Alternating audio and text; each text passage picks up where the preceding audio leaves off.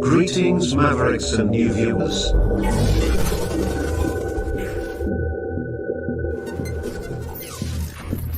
Tonight, direct and live from the Maverick News Network World Studios. This is Maverick News with Rick Walker.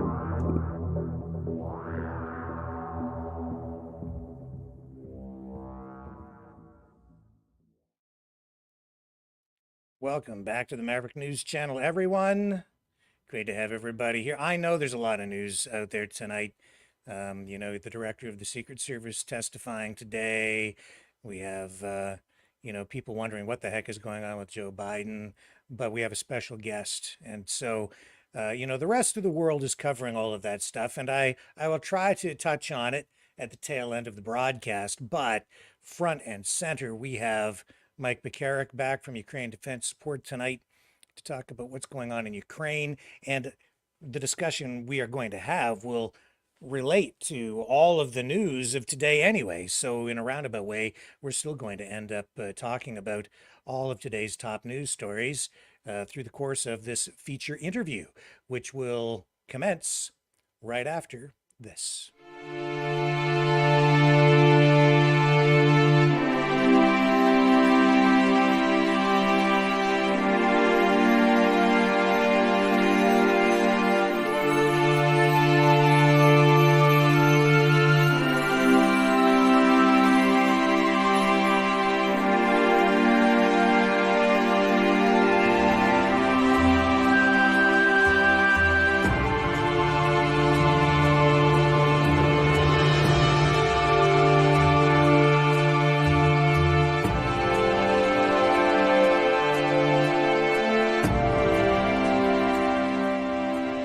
Maverick News.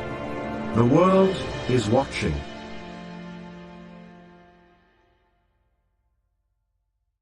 He's a fighter. He's a survivor. President Trump, defiant, strong. He is determined to make America great again. Pay tribute to the 45th President of the United States with this collectible t-shirt from the Maverick News Memorable Moments collection. Even a would-be assassin's bullet could not stop him. Instead, he emerged with his fist in the air ready to fight for freedom. Get your Trump Fighting for Freedom t-shirt with any donation of $30 or more to Maverick News. There are two iconic artistic designs to choose from, but there is only one way to get these. Donate at freedomreporters.com. Support free speech, free media. Support Maverick News. Call 1-866-248-1490 or order online at supergeeks.tv.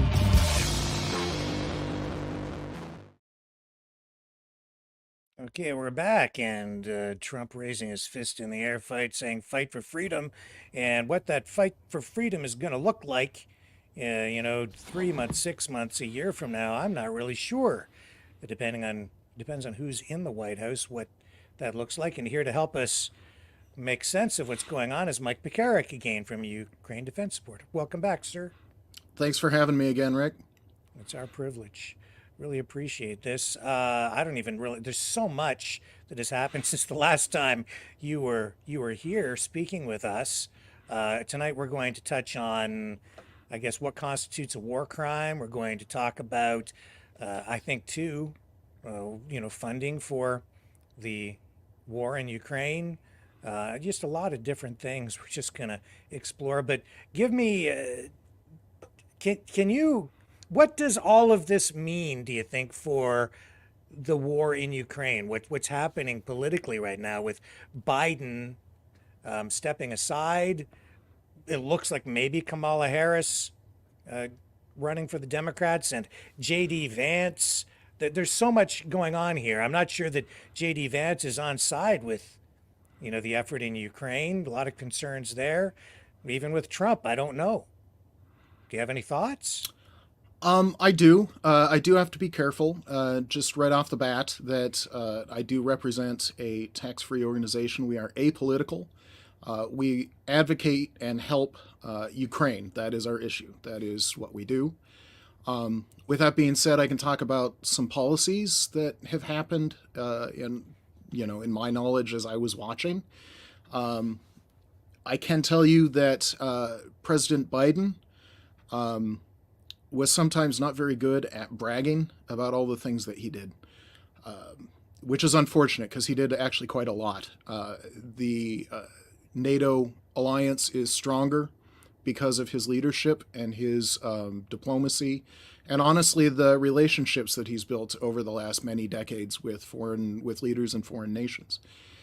He did so much to strengthen NATO that it will be difficult to actually understand the historic significance of what he did for a while until we actually see some of the details that probably now are classified because they're still current.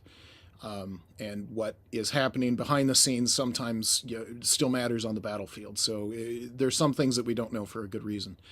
I will say that President Zelensky gave his heartfelt and very honest thanks. He said, quote, Ukraine is grateful to President Biden for his unwavering support for Ukraine's fight for freedom, which along with strong bipartisan support in the United States has been and continues to be critical.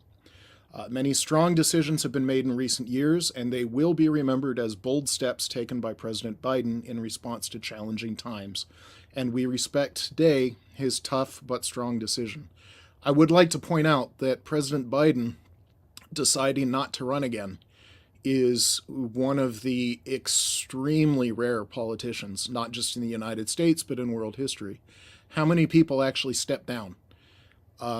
It's not common. America is one of the nations that set the precedent for that with George Washington. It even showed up the historical event of Washington stepping aside after 2 terms. Even showed up in that Hamilton musical that hopefully everyone's seen because it's great music. But it's true that when Washington stepped down after 2 terms, historians would say that was when the American Revolution finally ended. Because in 1775, when combat started, we were fighting for our freedom. We were fighting to overthrow a dictator, and parliamentary or congressional representation, all the American Revolutionary themes. But even after the Articles of Confederation, we won the war with the Battle of Yorktown, and then we struggled a little bit, and then we did our Constitution, and then we elected President Washington, and then finally, in 1796, that's when historians consider our revolution over, because Washington could have been a dictator. He could have installed himself as a king. He did not. That is one of the seminal moments in American history, and it's one of the examples that American patriots want to share with the world. We're not dictators. We elect our people. We are free people. And it's important. So Biden stepping down, the details will determine whether anybody could call him another Washington, but that's a pretty high bar. But the fact that he did step down, I recently reread JFK's, it was ghostwritten, but it had JFK's name on it, the Profiles in Courage, where he's talking about the very few American politicians that bucked their party, bucked their own ego and arrogance, and did what was right for the country. And when Biden ran in 2020, he said he would be a one-term president, and he finally was convinced that maybe that's what he should be.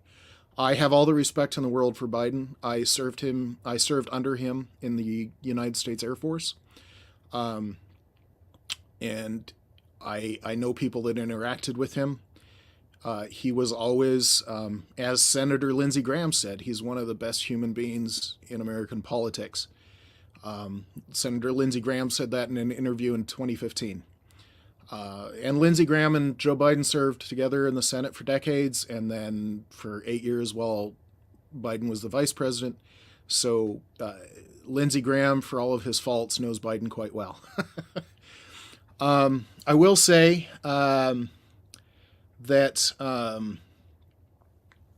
Zelensky did talk with Republican nominee Trump, former President Trump.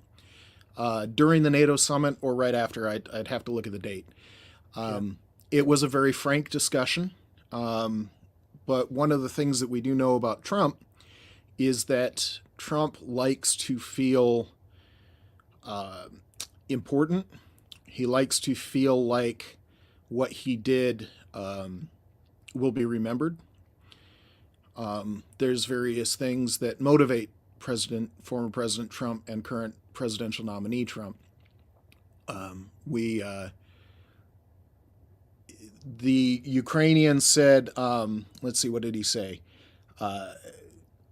He said that dealing with Trump would be hard work, but he also added that Ukrainians are not afraid of hard work, as they've demonstrated the last 10 years and certainly in the last 2.5. So I don't know what I think about J.D. Vance. I do know that he has changed his story quite a bit over the last 10 years. So it's difficult to know what he thinks right now, if that makes sense. Because there's some things that you say out of necessity, and there's some things that you say as a partisan.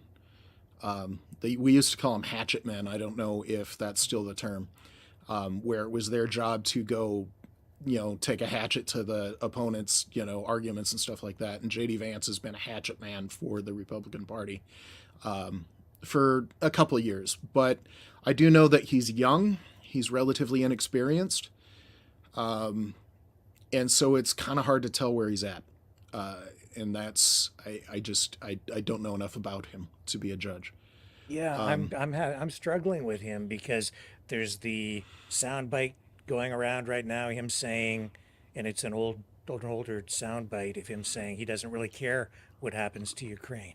There's another one talking about where he's talking about, well, he's comparing the lead up to the war in Iraq to what's going on in Ukraine, saying, have we not learned anything over the past 20 years? But then he was calling Trump the next Hitler at one point too. Yes. So now he's his VP pick, and then I'm seeing reports out there of him being attached to Peter Thiel, the billionaire, who was an investor in PayPal early on. He's behind Palantir. He's the big company. He's a billionaire, and there's definitely a connection there. But I'm not even sure where Peter Thiel stands on Ukraine. I'm seeing reports where he's being portrayed as kind of a capitalist boogeyman that is going to steer the Trump administration with his big bucks into supporting Ukraine. And then on the other hand, I see that he's taken contracts. You can argue it both ways, even with Peter Thiel. So I don't know where a Trump administration would end up with I do know that you're right that it is more complicated than sometimes the stump speeches and all that will make out, because on some levels a campaign speech is just a campaign speech, and how they work is much different. I can say that I served under 4 American presidents. I served under Bush, President 43, the younger Bush, President Obama, President Trump, and President Biden. My favorite Secretary of Defense was actually Jim Mattis, who was President Trump's Secretary of Defense.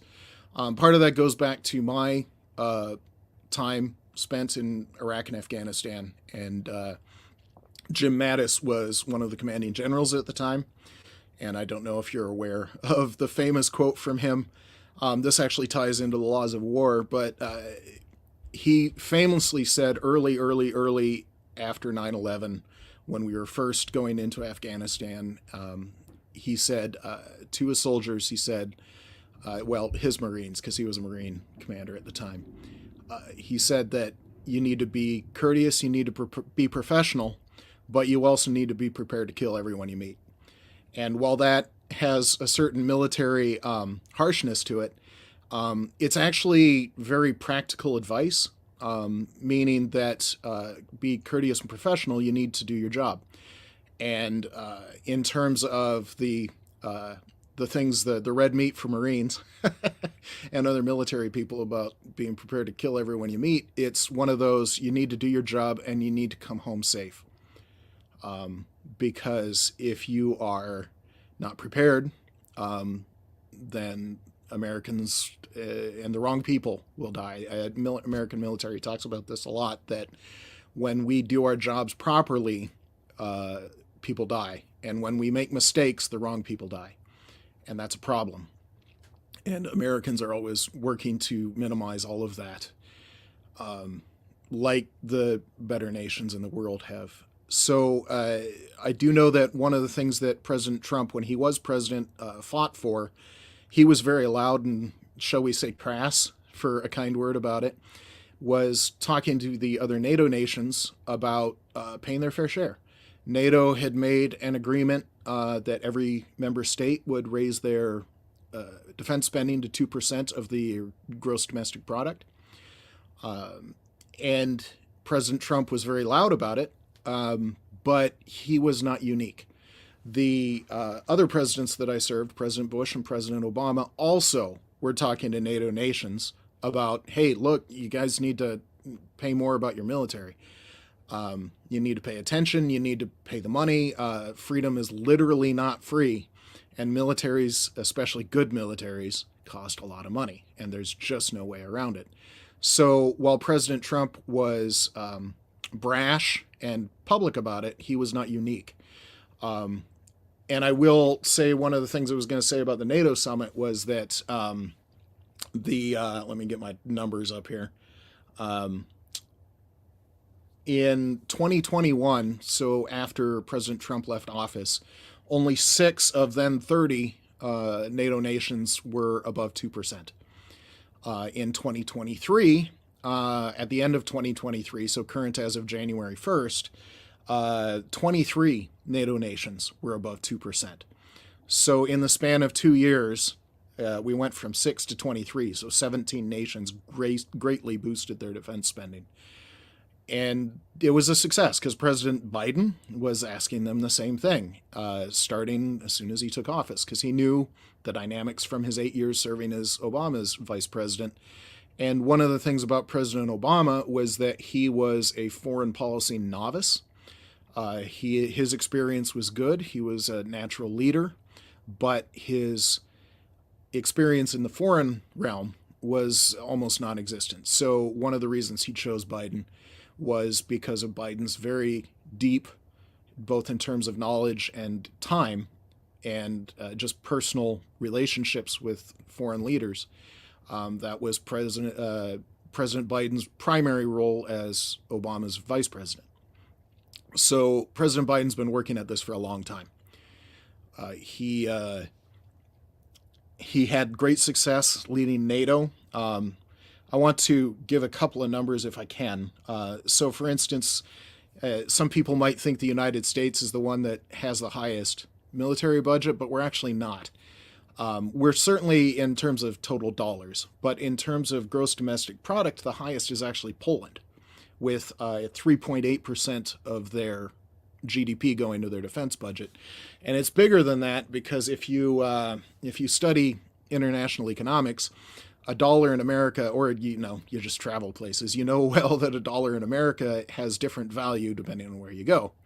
So the further east you go in Europe, the more a dollar gets you. And this is something that the Economist magazine brought up in, I believe, 1986, if I remember correctly, something called the Big Mac Index, which was a little bit tongue-in-cheek when it started, because what it measured is how much would it cost in various nations to buy a Big Mac.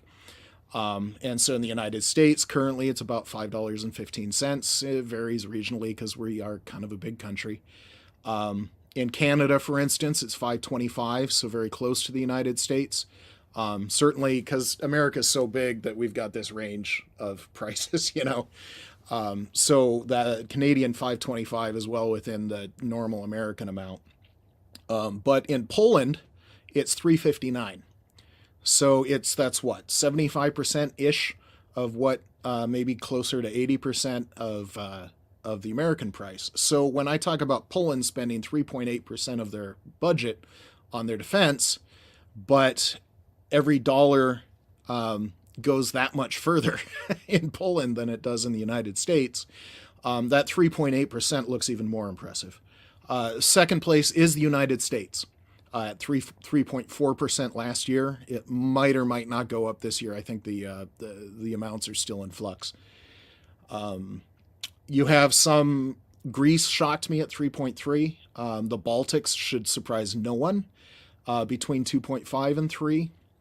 The United Kingdom is at 2.4 and they're going up. Hey, you Canadians, you're at 1.3. So you guys maybe want to look at yeah. Well, and this has a long history. And you guys aren't alone. There's European nations that are in your ballpark. The Cold War, everybody had a bigger defense budget.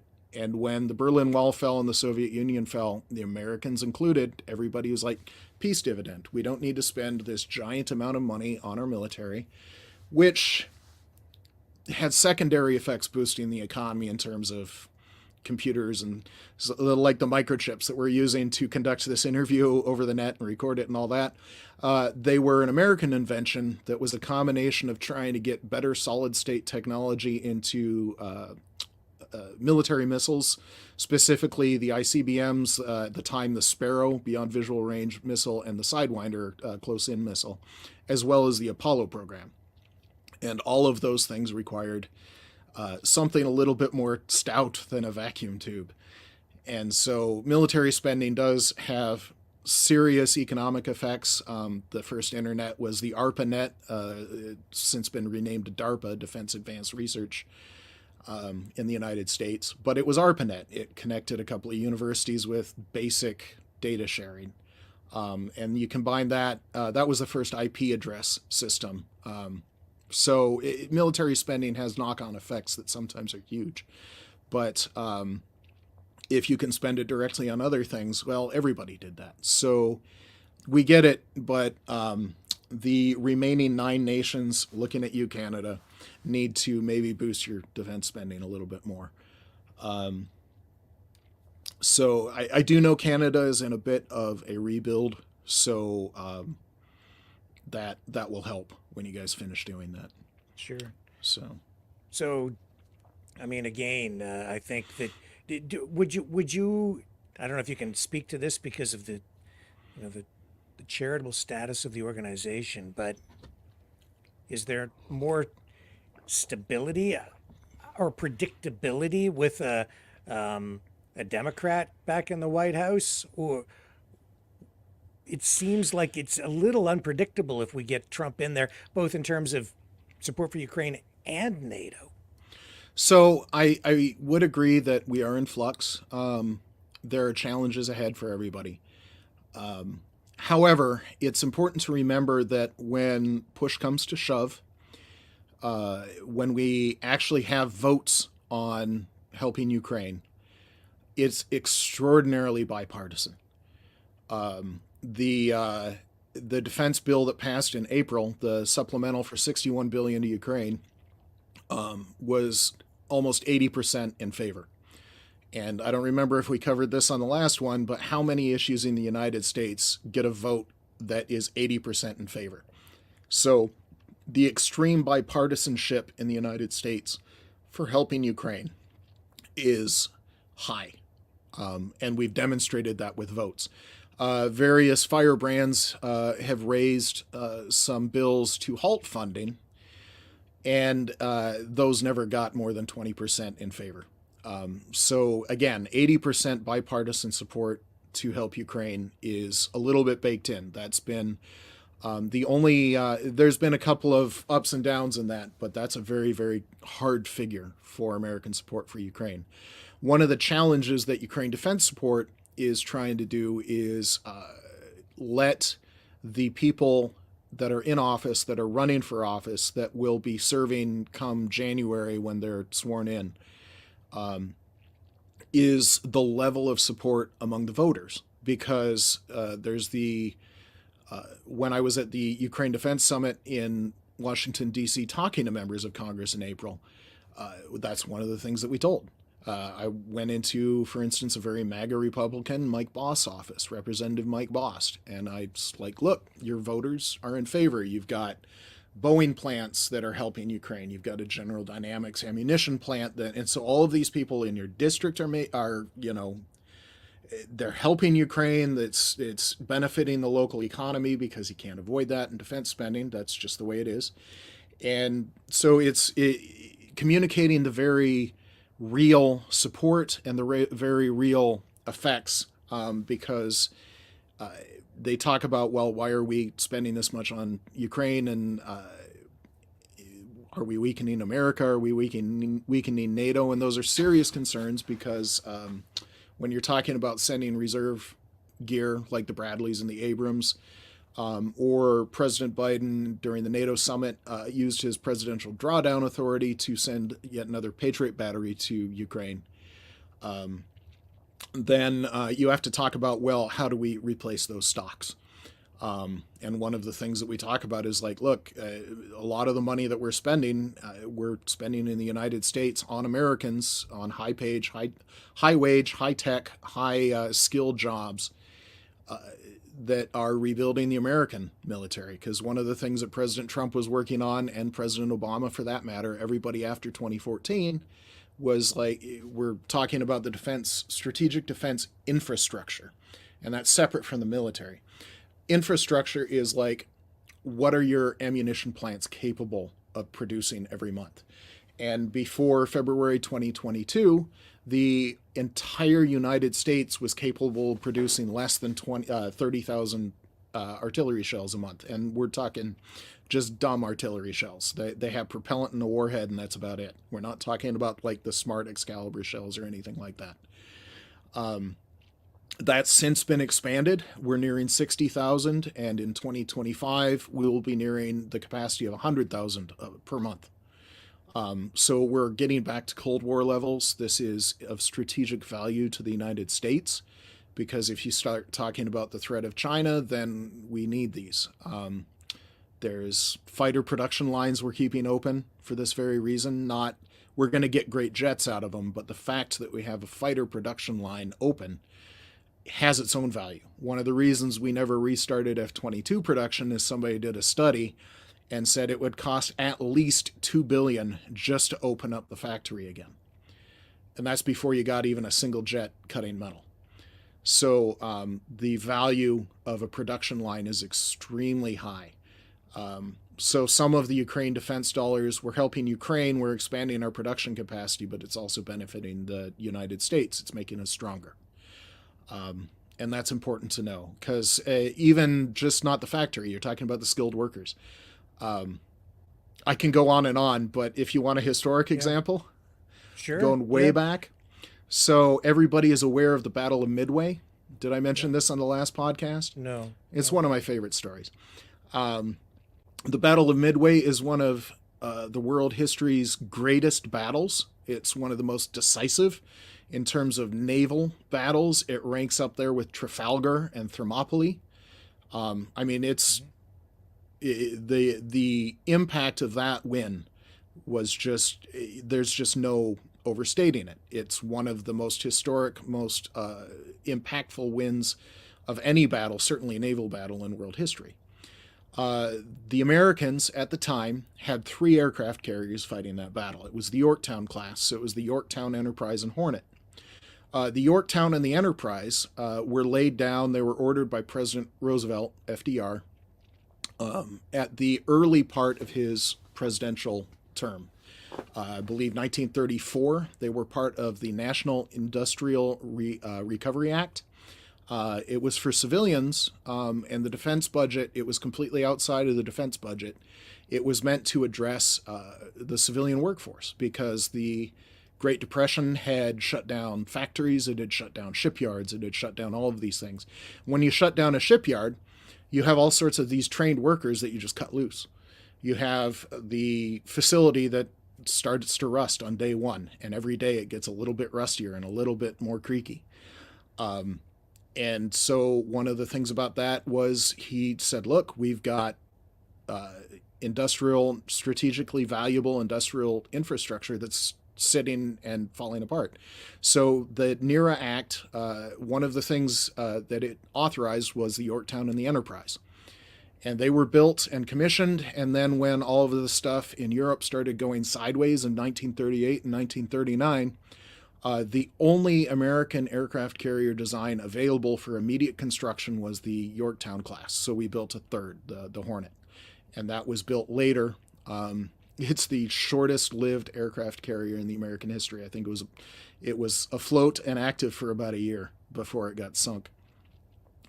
But those three carriers fought and won the Battle of Midway, and they were Industrial Recovery Act infrastructure projects, civilian projects, and without that, the United States would not have had the naval power necessary to win the Battle of Yorktown, the Battle of Midway. Sorry about that. I was thinking about the carrier that we lost at Midway was the Yorktown. So it's these sort of infrastructure projects. That was 1934 when that was passed. The Battle of Midway was 1942. So July, I believe, June or July. I'd have to look that up. And it was, so 8 years later is when we saw how vital that 1934 Act was. So this kind of thing is incredibly important. And it's happening in Ukraine as well. Boeing is starting a drone plant inside Ukraine. Rheinmetall is, they just opened an armored vehicle depot inside Ukraine and Western Ukraine, specifically to repair vehicles that were sent, like the Gepards and the Leopard tanks. But it will also eventually directly supply perhaps Lynx infantry fighting vehicles. Those are very impressive machines, directly comparable to the Bradleys. There's lots of things like that going on. What would you say to people who automatically point to or say this is just fat cat billionaires, the elites feeding at the public trough as we continue to feed the military industrial complex? So let me give you a comparison. They even made that, was it the Pentagon Wars, based on that book about the Bradley infantry fighting vehicle? And it was supposed to be this boondoggle on a waist, and it was just lining rich people's pockets. The most potent weapon that the Americans have produced against Russian T-series tanks is the Bradley infantry fighting vehicle. And the Ukrainians are demonstrating this once again. There was that famous video from earlier this year from the Ukrainian village of Stepova, where two Bradleys took on a T-90M tank, Russia's best, and won with 25 millimeter cannons, because they were inside, any missile has something called a MAR, a minimum abort range, where it can't shoot too close to the vehicle that's shooting it. It's got to have time to arm itself before it's actually useful. So this was close combat between a Bradley and a Russian tank. And the Bradley just tore it up. It lit it up with its 25 millimeter cannon, took out all of its optics. Eventually, it took out the turret rotation mechanism. The tank was still driving, but the turret was just doing this. It was a completely combat ineffective tank. So that was what the naysayers had called an American boondoggle, and it's one of the most potent weapon systems on the planet right now. I will compare this to what Ukraine has captured, especially when they did their big counteroffensive that took back all that land in 2022, and they overran Ukrainian trenches, and they're like, okay, well, we have AKs, maybe we can find some ammunition. So they were doing things like that, and one of the things that they famously found was Russian tanks. They captured a lot of Russian tanks, but they also captured what was supposed to be a lot of like explosives. So whatever the Russians call C4 is what the Americans call it. So whatever the Russians call it, plastic explosives. And so they would. This is another thing, somebody got paid to build this. Somebody has a factory and workers, and people are making money off of it. When the Ukrainians unwrap it, It's all sealed and explosive, beware, and all that kind of stuff. They unwrap it. It's a cheap piece of wood. There's nothing in there. There's no explosives. So if you want to talk about fat cats lining their pockets and corruption, let's do a stark comparison between Russia and the United States, where the United States builds supremely dominant weapon systems. Yes, they're expensive. Yes, people make money off of it. We're a capitalist country. And if people make money, if people have ownership, well, maybe they'll work a little bit harder. But in Russia, the oligarchy, it's basically a mafia country. They'll make money, they'll line their pockets, they'll divert all sorts of stuff. And in that case, they didn't have to even spend money on the ingredients. They just wrapped up a piece of wood and sent it to the military. Russian military has that same problem with helmets that are basically plastic and tinfoil. Their armor vest, where the Kevlar is not Kevlar. Plates are, they'll shatter if you look at them wrong. If you don't know, the plates are the big boron composite plates that are supposed to stop even a heavy rifle shell. And in America, I've worn my battle rattle, and those plates are heavy, and if you have to carry them around, you better trust that they're going to stop something. And yeah, the Russians, they don't have it. So if we're going to talk about corruption, let's talk about Russian corruption. Because while it's true that in America we do have corruption, you can't avoid it. People are going to be people, and bad people are going to do bad things. But we also have a legal system that will go after them. And there are rules about how the military spends money. There's rules about how the military has required quality checks and inventories. There's a reason why we test things, and we fully publicize all of our testing, at least as much as we can. But for instance, the F-35 testing, we publicize all of the failures. Even though that's an incredibly dominant weapon system, we publicized all the problems that we had developing it because it's complicated and it does a lot of cool things. And to get something like that, well, you're going to have some failures. It's the way it is. Elon Musk, to bring up a different name, his Falcon 9 rocket is one of the most successful rockets in the American space industry right now. And he tests to failure.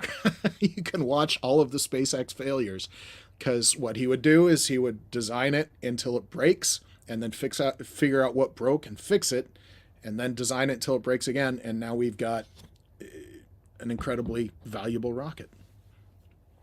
Speaking of accounting and making sure that all the money is tracked, tell us about Ukraine Defense Support, the charitable status, and how you make sure that you provide financial transparency as a charity.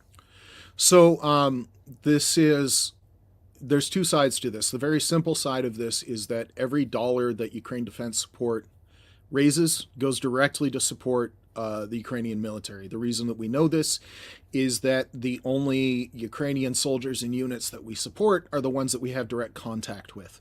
So we have vetted contacts. We have videos from the front showing, hey, this is the aid you sent. For instance, I just delivered a 4x4 Toyota truck to a unit that has a friend of mine, and I have video from the unit receiving it and it driving around doing its job. The more complicated side to this is that we attained our 501c3 status in April, and we're still learning what that means because with it comes certain legal responsibilities to be open and transparent with our financials. So we're working on that. We have part of that done, and it's one of our primary projects, and it'll be up on our website as soon as we're done. It's like LinkedIn for charities, something called Candid Guide Star. It'll be up there when we're done. We've already filed various tax forms, but it is important to know even before that, every dollar Ukraine Defense Support was spent on units that we have direct contact with. We personally know them. Our founder spent 6 months fighting for the International Legion of Ukraine. He's a U.S. Army veteran, but he also did combat in Ukraine. So he still supports the International Legion, the people he knows there. When I was in the Air Force, I met various people. This flag, that flag was the 72nd Motor Rifle Regiment. I know 6 people in that unit. I've eaten dinner with their families. I know their kids. So if you send me uniforms or various other items, that's one of the units that'll get them. Why is it important, in your view, to continue to support Ukraine? So I mentioned a lot of historic stuff. We are living in one of the historic times. It's one of the clearest moral moments for me in my lifetime. It dawned at the end of my Air Force career. So I retired in 23 and this happened in 22. So it's important to understand how historic and important and consequential what we do right now is. It's been compared a lot, and not just me, to our 1938 moment when Austria was overrun, the Ruhr was overrun, Czechoslovakia was overrun, and what did the world do? We had choices. We made choices, and eventually we won. It was more difficult. We waited a little bit because good people want peace. I get it. But we don't need peace in our time right now. That's not, if you know that quote from 1938, where the British Prime Minister, peace in our time, I have it signed by the man himself, because he had just traveled to Germany. And we can't do peace in our time. That's not an option. One of the things that we learned is that sometimes there are people can't be negotiated with, people can't be compromised with. They're just people that have to be stopped. So that is the historic moment we are at right now. Maybe we should just transfer right to war crimes, because that's where we are. It's important to understand that from the very opening days, even going back to 2014, a friend of mine, he was a witness to when the Russians sent an artillery shell and blew up a civilian bus in the eastern part of Ukraine. There was no military significance. It was a civilian bus, like you would ride in an American city or a British city. It was just a bus full of civilians just doing whatever they had to do that day. And the Russians blew it up with an artillery shell. So there are things that are small like that. But since 2022, it's just gone into overdrive. The massive invasion with 300,000 or more troops, I think it was halfway to 400,000, if I remember right, was the Russian combat force that they sent in. Since then, the Russian army has committed the war crimes of murder, torture, abductions, deportation of both adults and children, looting, rape against both Ukrainian women, men, and children, terror attacks, attacks on civilians and civilian infrastructure, attacks on and destruction of cultural centers like churches and auditoriums and historic sites. Just recently in the, can't remember if it was Luhansk or Donetsk district, I'd like to say Donetsk, Russian authorities removed a cultural monument to the Holodomor, which was the genocide in the 1930s. They removed it, they threw it in a dump truck, and they put it in a landfill. So just small things like that are included. Unlawful airstrikes and attacks against civilian objects, wanton destruction, which we can go into further, unlawful confinement, threats of violence, and inhumane treatment of POWs. And that's just bland, almost legal speak. It doesn't account for the videos. It doesn't account for the mass graves. There are two that I am personally connected to. During the assault on Irpin, the Russian forces indiscriminately fired at refugees trying to flee across a bridge that the Russians had collapsed. Now, to be fair and to be accurate, attacking that bridge was not a crime. When you're attacking things like bridges and stuff in the front lines, that is a valid military target. However, any military force has an obligation, a legal obligation towards civilians in the combat zone. And what they did at this bridge, they would just set up infantry units and just random Russian military units, and as civilians were trying to cross the broken bridge, they'd open fire on the civilians. Men, women, children, old people, people with broken legs, wheelchairs, just, it didn't matter. They would start opening fire. And it wasn't just small arms. A mortar attack killed a family of 4. People I know were trying to flee on that bridge. They were under fire.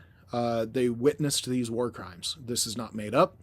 These have living witnesses. We have the bodies. We have the video. There will be a reckoning. It might not be immediate. The other one that I have a direct connection to was the Izium massacre, and everybody's heard of Bucha, which was horrible. But the Russians only had a couple of months to do their crimes in Bucha, which that was more than 500 civilians. We found the remains of more than 500 in mass graves. And Izium was the same, except in Izium we have so far found more than 1,000 because Russia occupied it more for a longer time. And there are multiple mass graves. There's at least a half dozen that I'm aware of. The remains in the mass graves show signs of torture, execution-style murder, where the hands were bound behind the back and it's a close-range kill to the head, sometimes in the back, sometimes in the temple.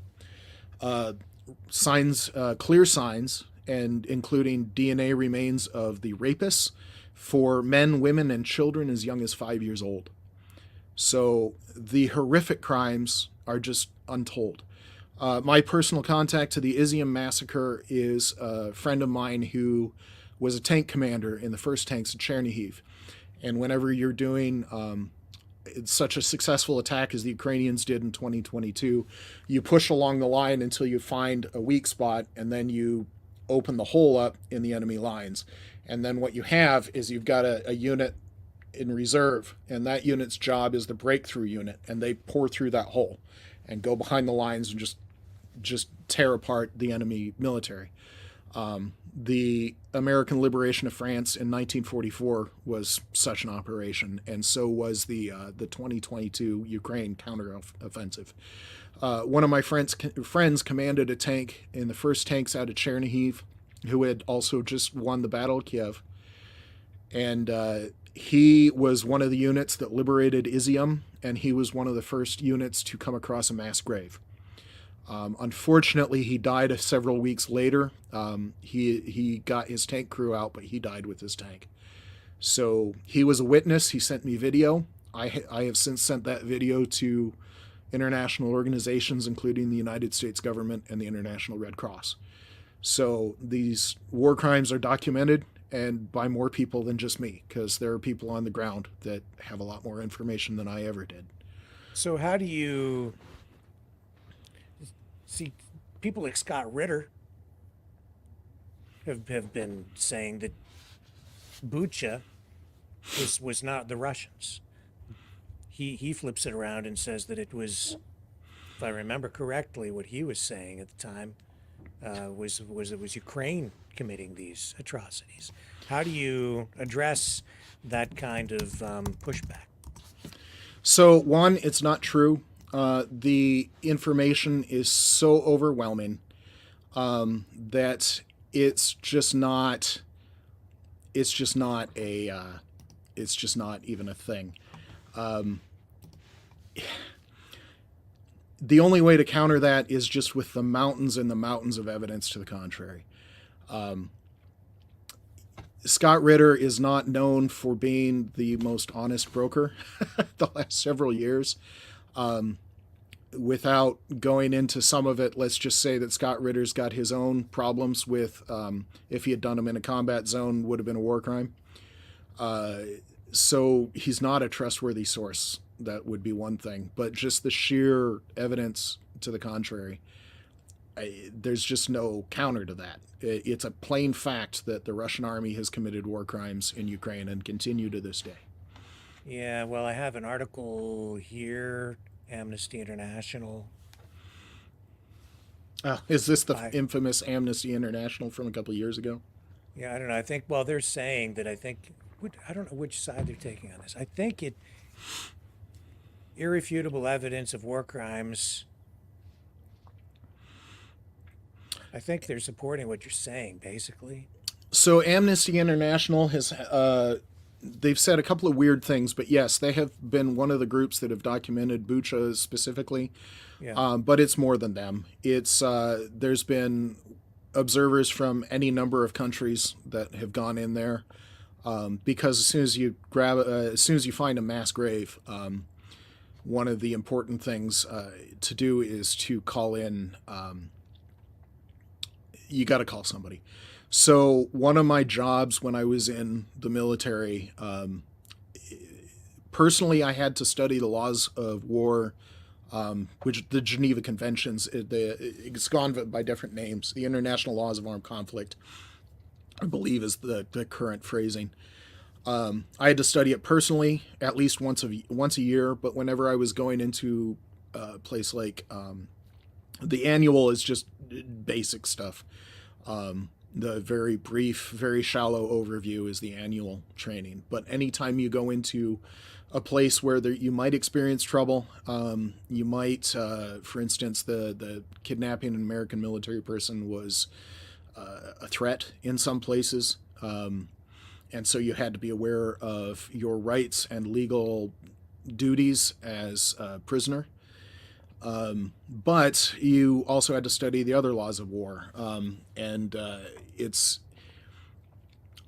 important to understand what these are, because as I talk to people, a lot of people don't know this. And it's weird to me because I spent 22 years where annually I had to have a shallow understanding, but then whenever I went because when I went to Ukraine, it was already a war zone because it was 2017 was the first time I went. Or when I go to the Horn of Africa, or when I went to Tunisia, or when I went to Iraq or Afghanistan,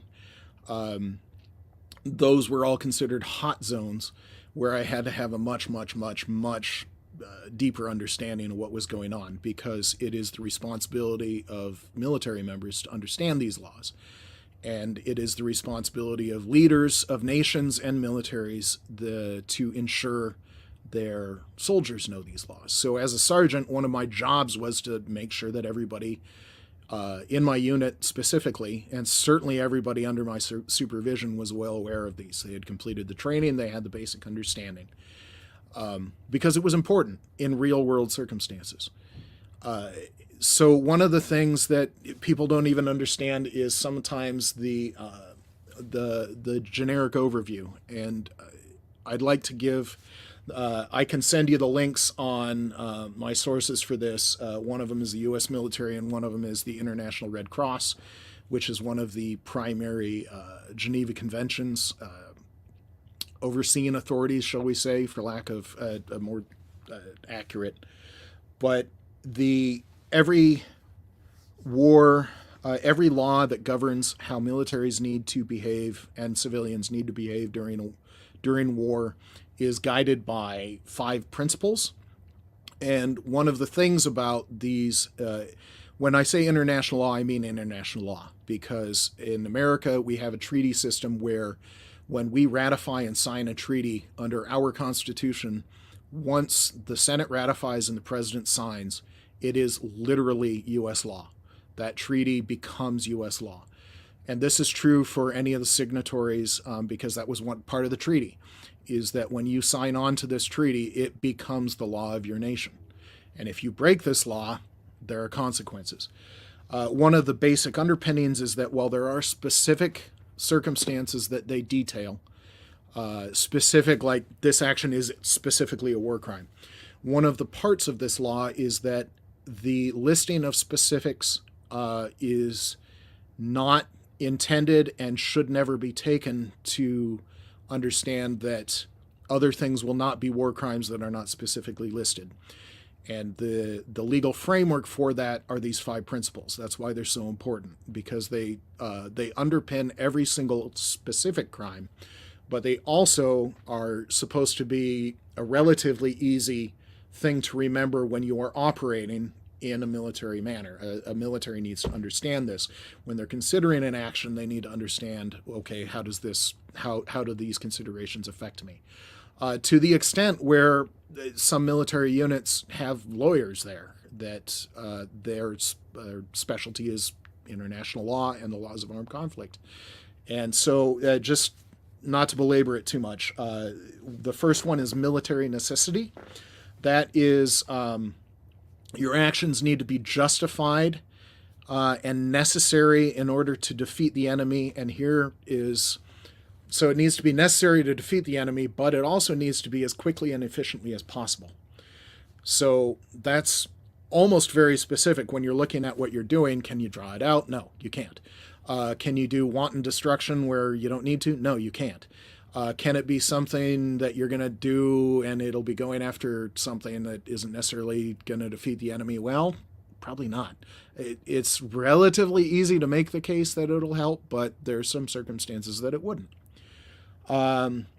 The flip side of this is that humanity, the second principle is humanity, forbids actions unnecessary to achieve the military objective. The third one is proportionality. This is one that gets people a lot. This is when actions may be required and necessary to defeat the enemy. They may be required under military necessity. Such actions cannot be unreasonable or excessive. The blow-up of the dam over the Dnieper River is one example. This was specifically made, the attacks on dams like the Dnieper and any sort of nuclear power plant were specifically made war crimes in 1977.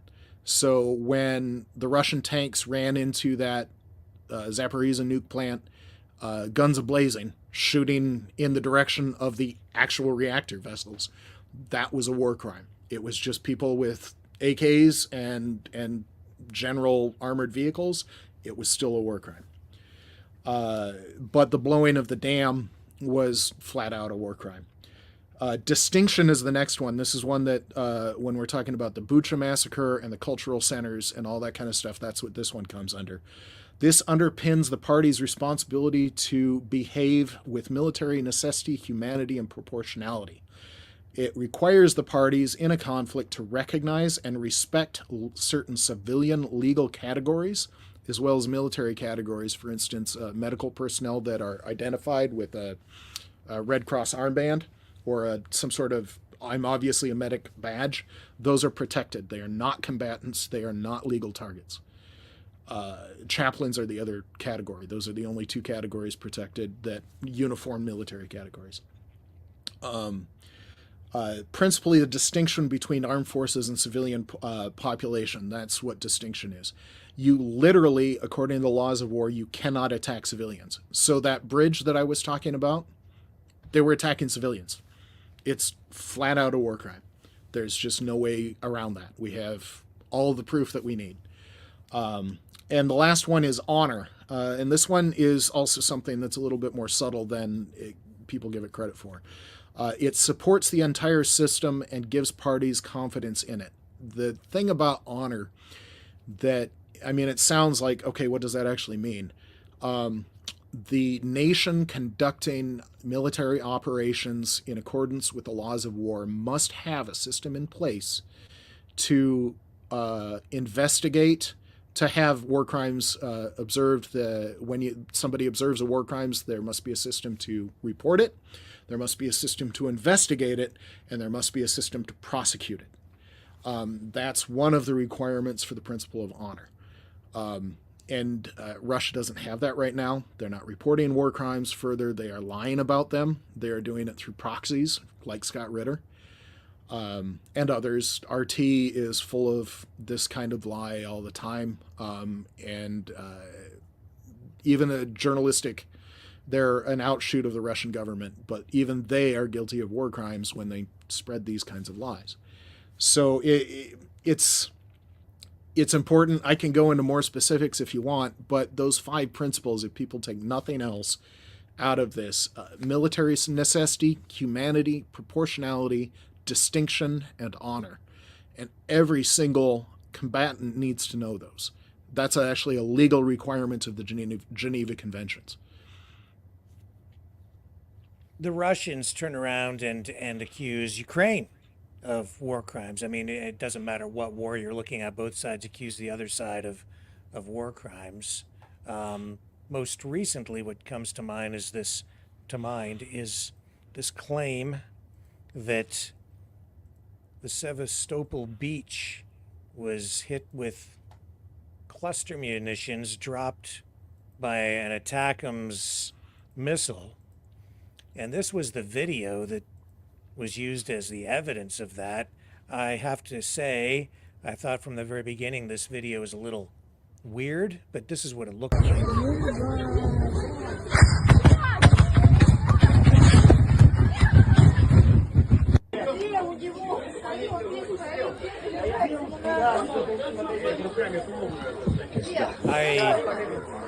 I couldn't really see anything here. So, yeah, there's a couple of things. I want to point out up front that if there is an accusation, it must be investigated. And even if it comes from the Russians. So if there is an accusation, it will be investigated. So that up front, that doesn't mean they'll find anything. And there are certain actions that you sometimes need to attack a military target, and there will be civilian casualties. That does not make it a war crime necessarily. It is possibly a war crime, but it isn't automatically a war crime. So I do know that those Sevastopol beaches are very close to a military airstrip. They're very close to SAM missile systems, S-300 and S-400. Yep. I don't know precisely where that beach is, if it's near the port. I don't know. It might be, it might not be. But I do know that there is a military airfield with S-400, S-300 SAM systems that are more or less right on the beach. So if they were going after the airfield or the SAM systems, or for that matter, there's beach defenses, those are valid targets. And Ukraine would have to be careful in attacking them. But like I said, when a military does things right, people die. When a military does things wrong, the wrong people die. So could it have been a missed missile that hit civilians? Maybe. I don't know. Does it need to be investigated? Yes. Will they find crimes? Maybe, maybe not. So the military necessity, humanity, proportionality, distinction, and honor all apply. So my upfront thing about honor, if there's an accusation, it must be investigated. It just flat up. I would fully support an investigation of every single report. Okay. I mean, I have to say, like, I don't honestly know what to make of video like this. It's blurred. Yeah. And then I didn't actually cluster munitions. Like, okay, I see stuff. So that does look like a pattern for a cluster munition, but it also doesn't look like it's on the civilian portion of the beach. So if the military target was nearby, I can tell you that I'd need geolocation. I'd need more information to know what's going on here. Does that make sense? Yeah, absolutely. I think it's always it's wise to not make claims or draw conclusions with incomplete information. Yes. So the other thing you have to remember about the laws of war is that it's not just for the side doing the attacking, it's also for the side doing the defending. I will give you an example of, I don't know how much press this actually got. It was big inside the military because it happened while I was active duty, where there was an operation conducted by American Special Forces where one of their things was one of their combatants put on a medic insignia and went and conducted lethal kinetic action against his target. That was a war crime. That was a court-martial offense in the United States military. So that's one example of American, that was the wrong choice, and that was a legal problem, and yes, he was court-martialed for it, and rightly so. But the things that you have to remember is that the defender also has responsibilities. So, for instance, you cannot Hospitals are protected. A church is protected. A school is protected. A cultural center like a monument or like a historic building, like a 1,000-year-old building or something, all of that UNESCO site, those things are protected. But if you are the defender and you set up a military position inside of a church, that church is a target now. You negated its protected status. So if there is, and like I said, I need the geolocation because I know that there is a Russian airfield that conducts offensive strikes against Ukraine right on the beach in Crimea, right near Sevastopol. And so if there's a civilian beach right there, or if those people on the beach are, because the military sometimes has recreational places, so if there were people on the beach and they worked at the base, they aren't even necessarily civilian targets anymore if they work on the base. I don't care if they're actually on the job, they're still a target. So I have questions about that video is I guess where I'd have to leave that. Yeah, well, they've been criticized by some for putting people on the beach in harm's way because the beach is surrounded by military targets. And that's what I'm saying. If you are conducting a hot war like is going on right now, it's a big war. Russia has like 450,000 troops in combat, and Ukraine has a similar number. That's a big war. And if you have civilians on the beach right next to a military target, I have questions. And there were conflicting reports. Initially, we were told here that it was the United States was responsible because they supplied the ATACMS, and the attack appeared to be intentional and cluster munitions were used. But when I'm looking at that video, I'm seeing kind of a mixed bag. And then we're seeing other reports come out that say the missile was actually shot down, and that was I'd have questions about that too. I don't know. It appeared to be a circular pattern from a standard ATACMS cluster munitions warhead. I'm not really an expert, but from the video that I've seen, that looked like it was a standard circle pattern from ATACMS. Yeah. But cluster munitions from the video I've seen in the past are devastating, and it didn't look like they were detonating. And that's why I'm looking at that's why I need to look at the geolocation, not just for the beach but also for where we saw that pattern, because I don't know if you're aware, but that pattern is not small, and we saw almost the entire circle in the distance, so the camera angle was far enough away that you could see nearly the entire pattern. So how close was it?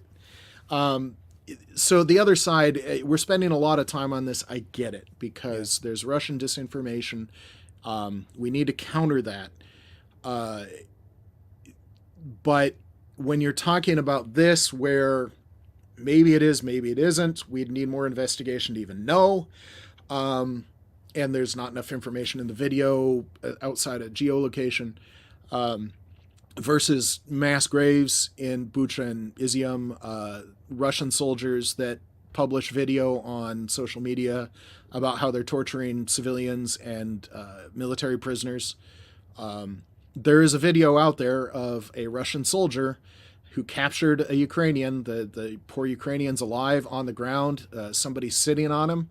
His hands are bound with zip ties, and he's pleading for his life, and this Russian soldier knifes open his pants and castrates him while he's still alive. That's what a Russian soldier puts on Russian social media. A clear war crime, and they're bragging about it. So when we're talking about, okay, who's committing crimes here? Now, will Ukraine always make the right choice? Will their munitions always go where they're aimed? Will they make mistakes? Yes. But it's the difference between we made a bad call or the munition went astray and we're sorry, and we'll make amends when we can, versus a coordinated and everybody doesn't care. The Russian military obviously has no honor according to the laws of war. And by that, I'm not meaning a moral critique. I'm meaning a legal accusation. The Russian military has no honor according to the laws of war in the legal definition. And is it your position that if Ukraine is found to have committed war crimes that they should be investigated and held accountable as well? It is the responsible of each and every member of the military who witnesses a war crime to report the incident. Now, I am not a lawyer, and while I've been required to teach and understand the laws of armed conflict from a military perspective, it was my responsibility to understand that from a military perspective. I'm also not a lawyer. So in terms of, is that a war crime, is that not, sometimes it's incredibly clear, there's no debate.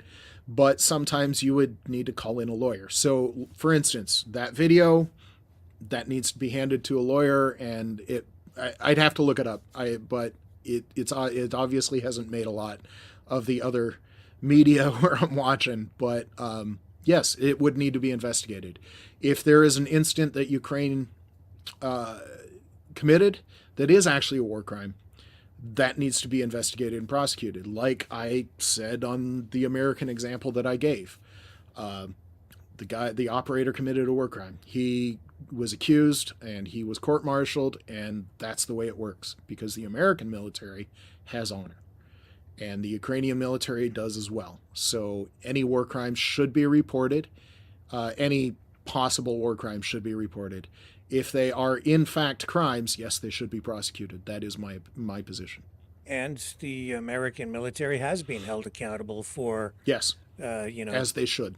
Yes, and yeah, but when it comes to enforcing, or actually, well, yeah, when it comes to enforcement, it becomes difficult because Russia, the United States, not actually members of the International Criminal Court or the ICJ, and sure. then when Russia releases video like this, and I'll warn people that this is quite graphic, but the Russians actually released this video of a person they're calling a terrorist from Tajikistan following that Crocus terrorist attack, where I think it was, well, a lot of people were killed in that theater. I can't remember the exact number, but it was a massacre. Is this the recent one in Moscow, I'd like to say? Yes. Okay. Yeah. And so they chased these suspects down, and I'll run this, but again, I just want to caution everybody, this is quite graphic. Before you say that, you run the video, it is actually an interesting point that in one incident, it is possible for there to be war crimes on both sides. If that indeed was a terrorist attack, that was a war crime as well. Right. Yes, absolutely. And okay, so you guys ready for this? Are you okay? Oh. Anybody? All right, I'm going to run this, and hopefully we don't get banned on YouTube.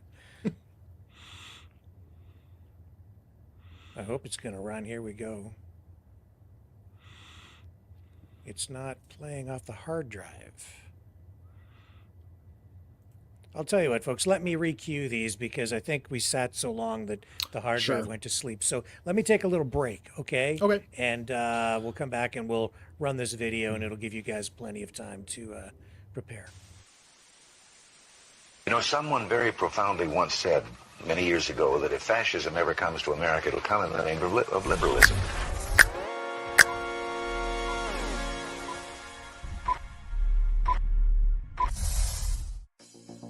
Well, I think it's time we ask ourselves if we still know the freedoms that were intended for us by the Founding Fathers. If we lose freedom here, there's no place to escape to. This is the last stand on Earth. The entire world is watching. Every dictator, every crazy dictator in the world is watching.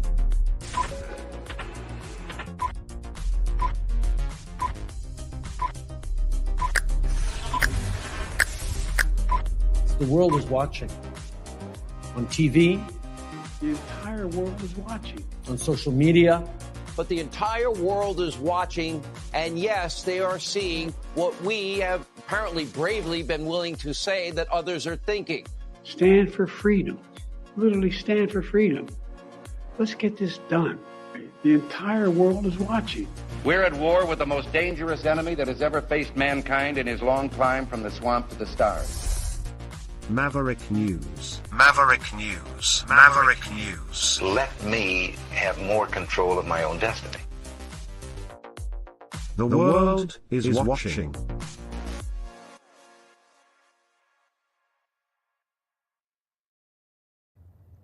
Okay, we're back, and I have a couple of clips here, and keep in mind that it's the Russians releasing this footage, I think, to send a message to Now, and anybody. also, Yeah. to be clear, it is a purported to be a terrorist that they captured, and the soldiers that have captured him are Russian.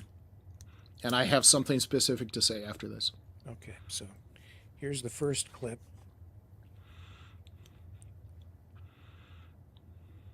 Here we go.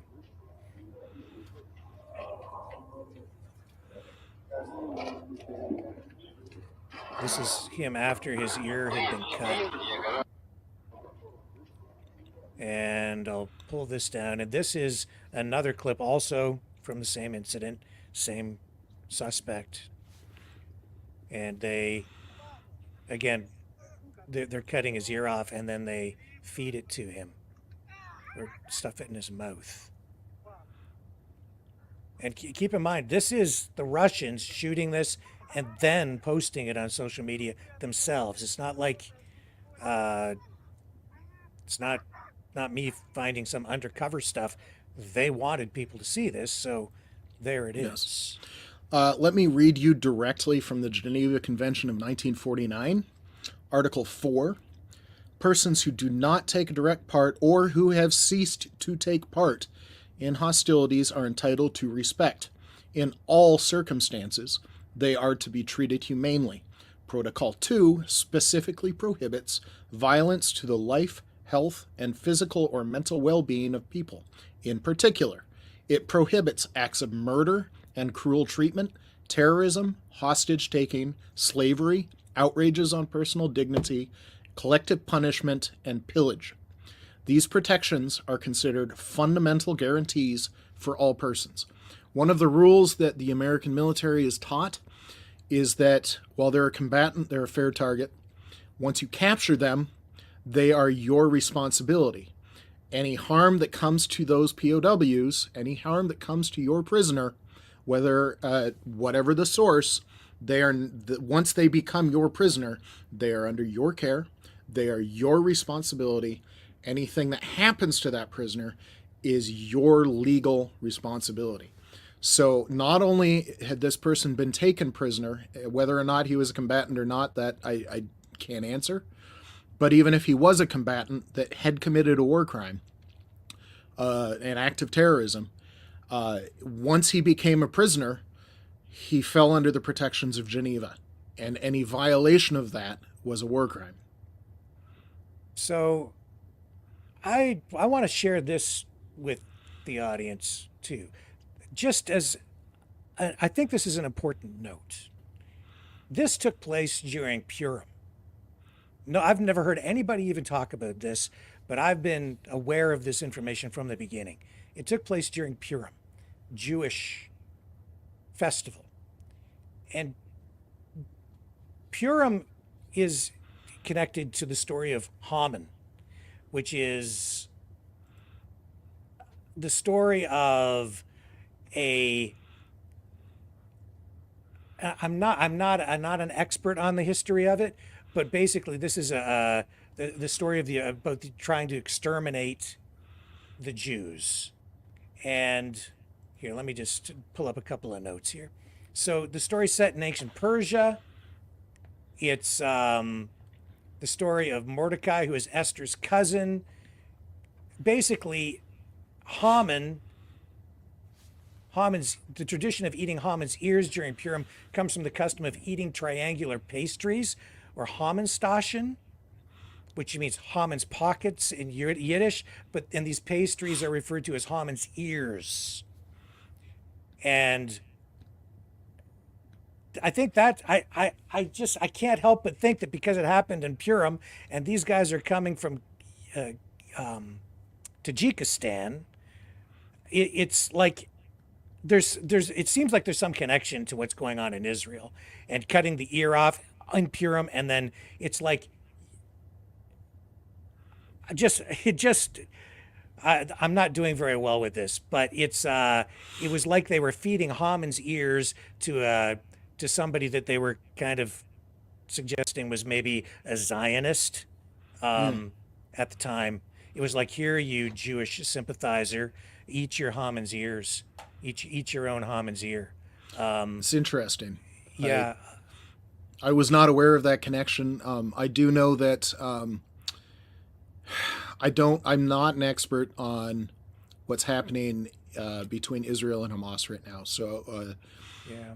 you can ask me questions, but I'm going to have to say I'm not an expert and to talk to somebody else. But the part that I do know is that Iran and Russia are currently attached at the hip. And Iran is the primary supplier and supporter and in every way, military and financially, of Hamas.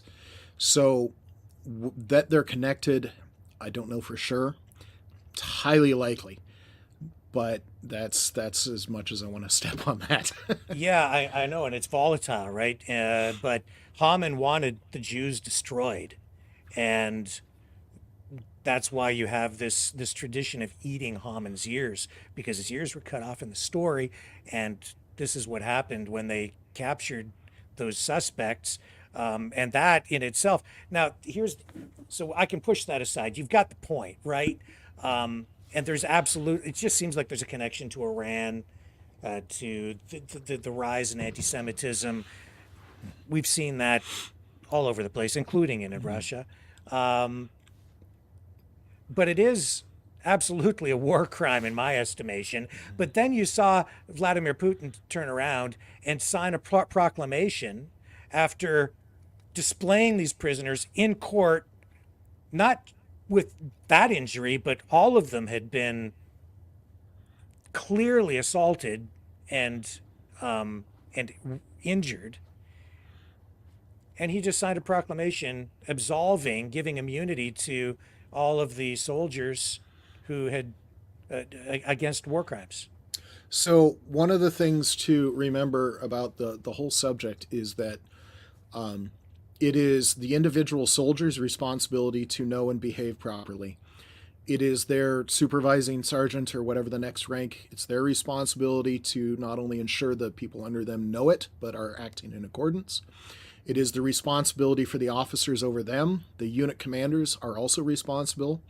The generals above those unit commanders, the head general is responsible. And whatever leadership, for instance, Vladimir Putin's government, when he's doing something like that, when he's giving a blank amnesty to war criminals, that is a problem. That is one of the data points when I literally say that the Russian military has no honor legally. That is one of the points. The Russian system is either incapable or unwilling to prosecute or even take seriously war crimes, and in fact they encourage it. One thing that they even brag about, the Russian sources say that I'm finding the actual Geneva Convention while I'm talking. So the Russian sources flat out say that at least 700,000 Ukrainian children have been taken from Ukraine into Russia. Aside from the human trafficking of children, this is also a war crime under the Geneva Conventions of 1949. Children are to be evacuated to safe areas and reunited with their families. It can't be clearer than that. Kidnapping them and taking them to Russia and putting them into foster families is just straight up. There's no argument there. And Russia is bragging about that. And we're not talking about a couple of dozen, it's a problem, but it's not a huge problem. We're talking about the Russian government bragging about 700,000 Ukrainian children. That's not small.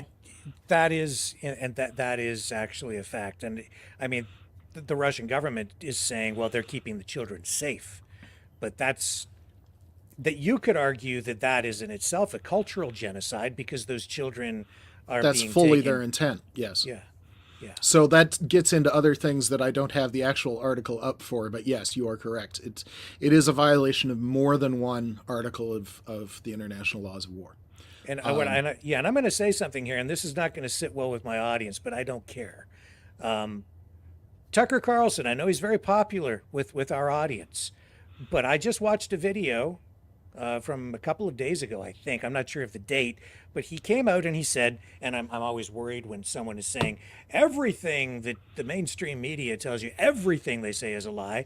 Not everything. Well, you already know maybe. That's a lie, because all it Okay. needs is one contradiction for that statement to be false. That's right. So if they say something, you already don't trust it. So he's saying everything they tell you is a lie. And then he said that Ukraine is not a democracy. And one of the reasons it's not a democracy and not a free society is because they have been shutting down Russian Orthodox churches inside Ukraine for, in his words, no reason at all. But I think that's a false statement. It's There absolutely a is- false statement. There's a reason. It's not for no reason at all. There's a reason. What do you think the reason is? So you remember when I said that if a nation tries to use a protected status like a church or a member of the clergy, if they try and misuse that to gain military advantage, that in itself is a war crime. Vladimir Putin has, for several decades, and he's not the only one. The Soviets did it. That's probably where he learned it, because he was a KGB guy. Stalin did it in World War II all the time, and the Tsars did it before Stalin. So this is not a new Russian thing. The Russian Orthodox Church is an arm of the Russian government, and that's just a plain fact. When you're in Europe and you're trying to counter Russian disinformation, one of my examples is I led a group on a mission to Serbia, which is traditionally been a Russian ally, although there's some question right now whether I can't remember how to pronounce their leader's name, and I can picture him in my mind. I even met the guy, but he's been making overtures to the West, and maybe it's softening between the West and Serbia. But at the time, it was clearly a Russian ally when I went. And the Russian government pours money into allied nations, and Serbia has some infrastructure issues, to put a delicate touch on it. There's buildings with problems. They have problems with clean water, food control, all kinds of problems that you might have when there's not enough money and there's too much corruption. But that Russian Orthodox Church was stunning, and all of that work had been completed inside of the last 10 years. So they use the Russian Orthodox Church to get into the country, shall we say, and then you're playing on the citizens' deeply held religious beliefs, because the believers were trying to come to it honestly, but then you've got the clergy that are controlled by the Russian Orthodox prelate that's part of the government, and so it's kind of a problem. This is not new historically either. Europe's had a lot of problems with this, without going into too much detail, but this is not a new Russian problem. The Russian Orthodox Church was definitely a problem. There were incidences of Russian Orthodox priests sending information back. In the initial stages of the invasion, they were trying to conduct incidences of sabotage, or at least, hey, this is the place you need to attack.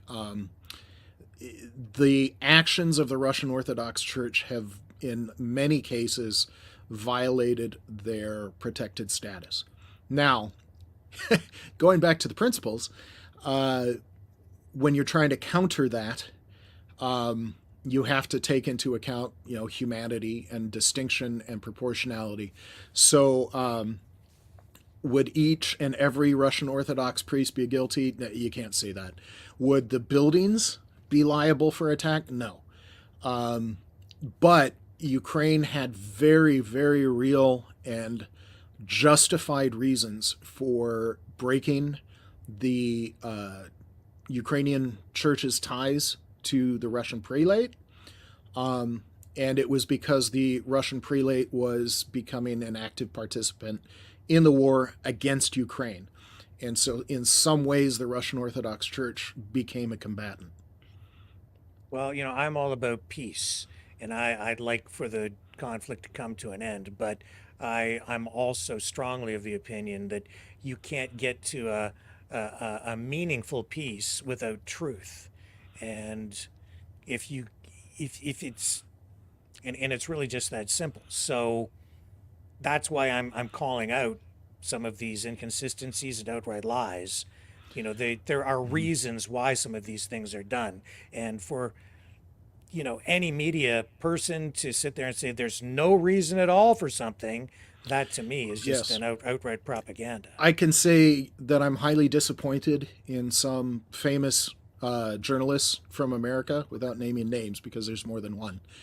The information's out there. I can send you these links that talk about what the military teaches about the laws of war, what the International Red Cross is, the actual language of the treaties.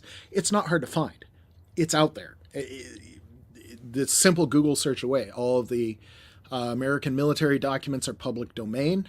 There's nothing classified there, and anything that the military has that's not classified or otherwise needing to be kept to certain eyes is public knowledge. So there's nothing secret about the laws of the international laws of war because they are U.S. law. We signed the treaty. The language is in a Senate bill. It's just, it's all out there. So when people are giving this information out that's wrong, they are misinterpreting, they're misrepresenting, or they're just making stuff up.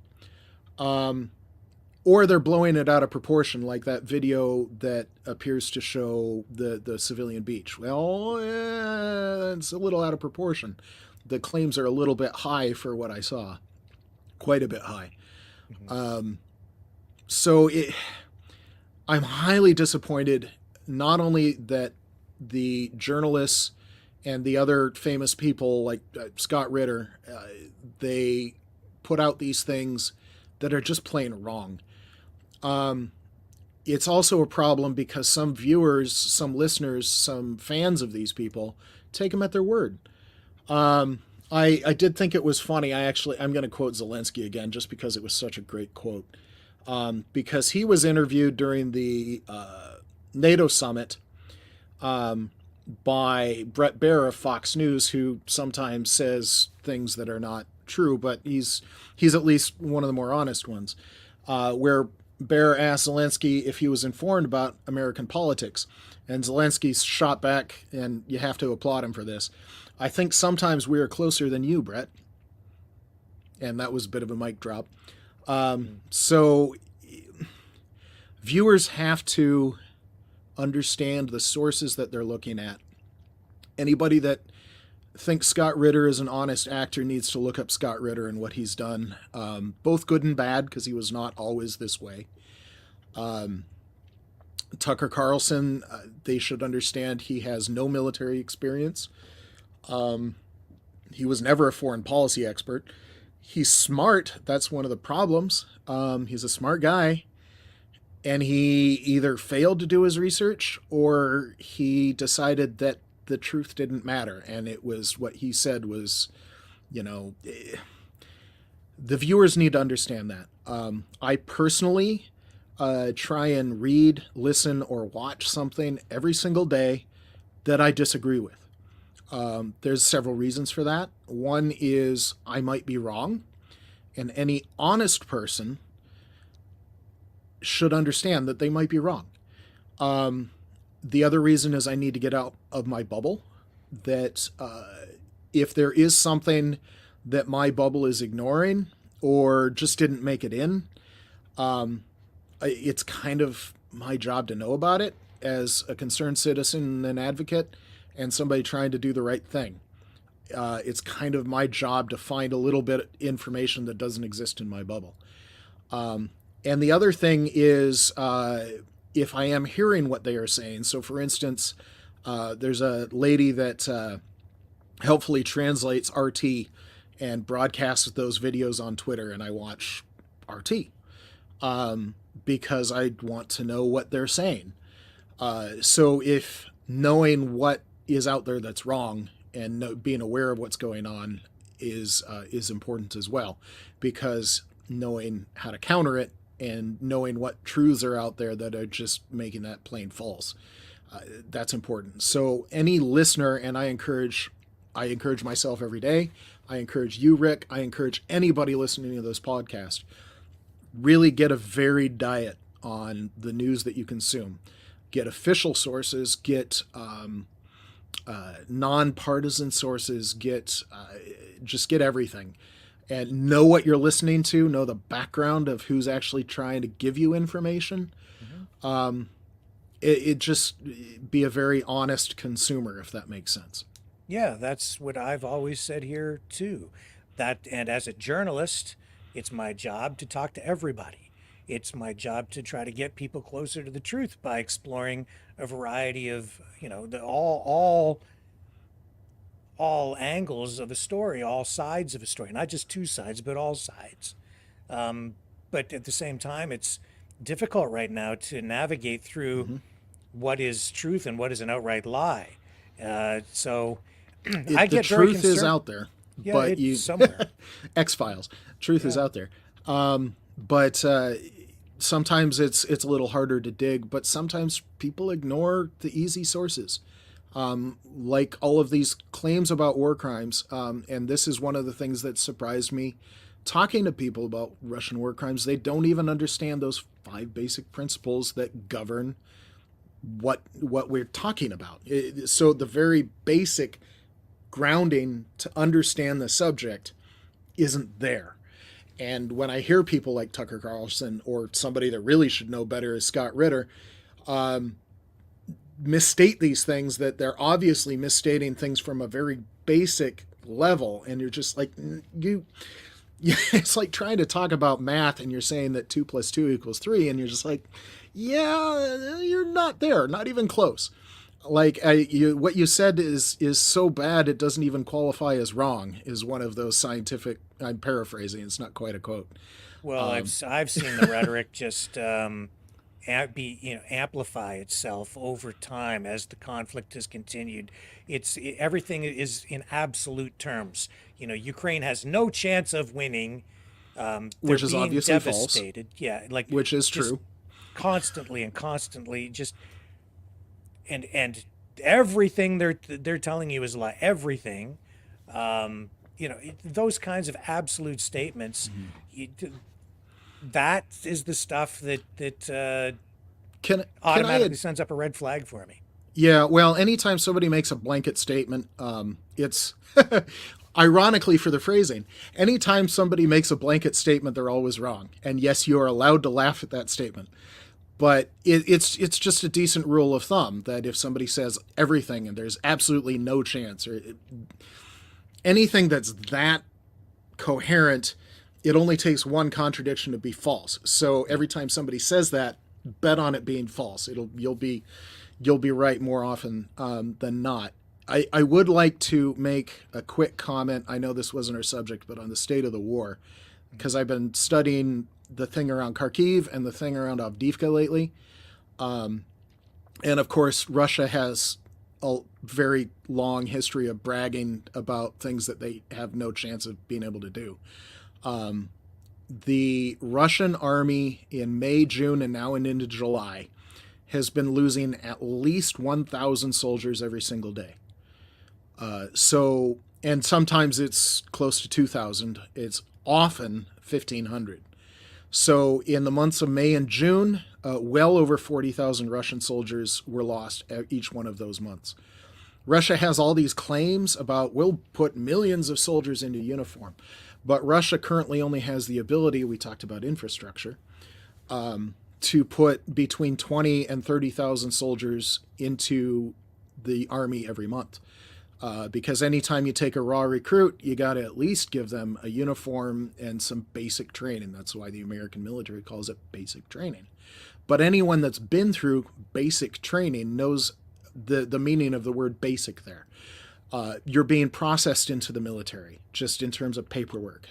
You're getting your very first uniforms. You're getting some very basic understanding of the chain, the various rank structure.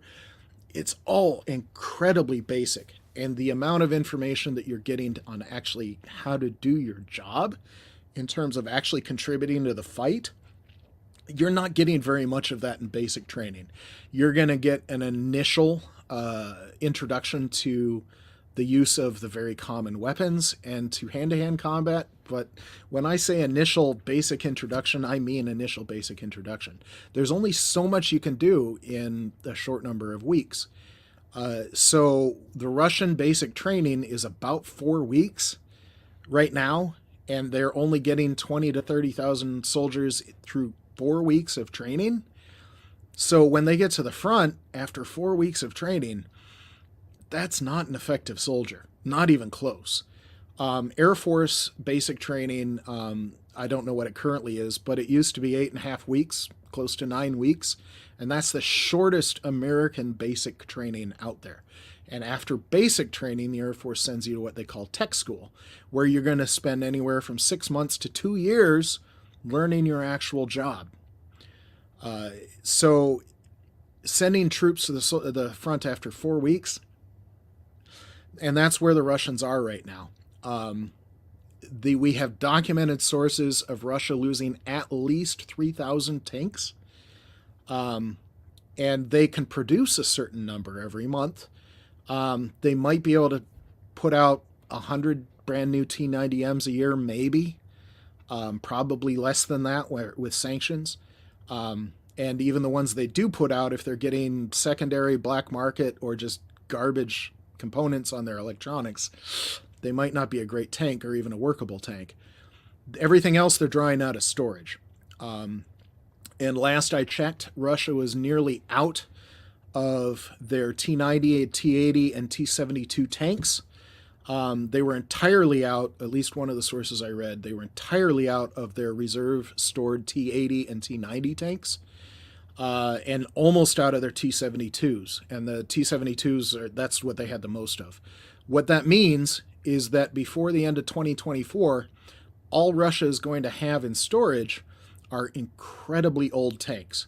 We are talking T-54, 55. Those were the ones that were designed in 1945, fought in the Korean War, and they were brand new in the Korean War. T-62s that were in the late 50s, I mean. Those are, 70-year-old tanks, 80-year-old tanks? And that's all Russia's going to have left soon? The staggering amount of Russian losses and their ability to make good those losses is an interesting question right now.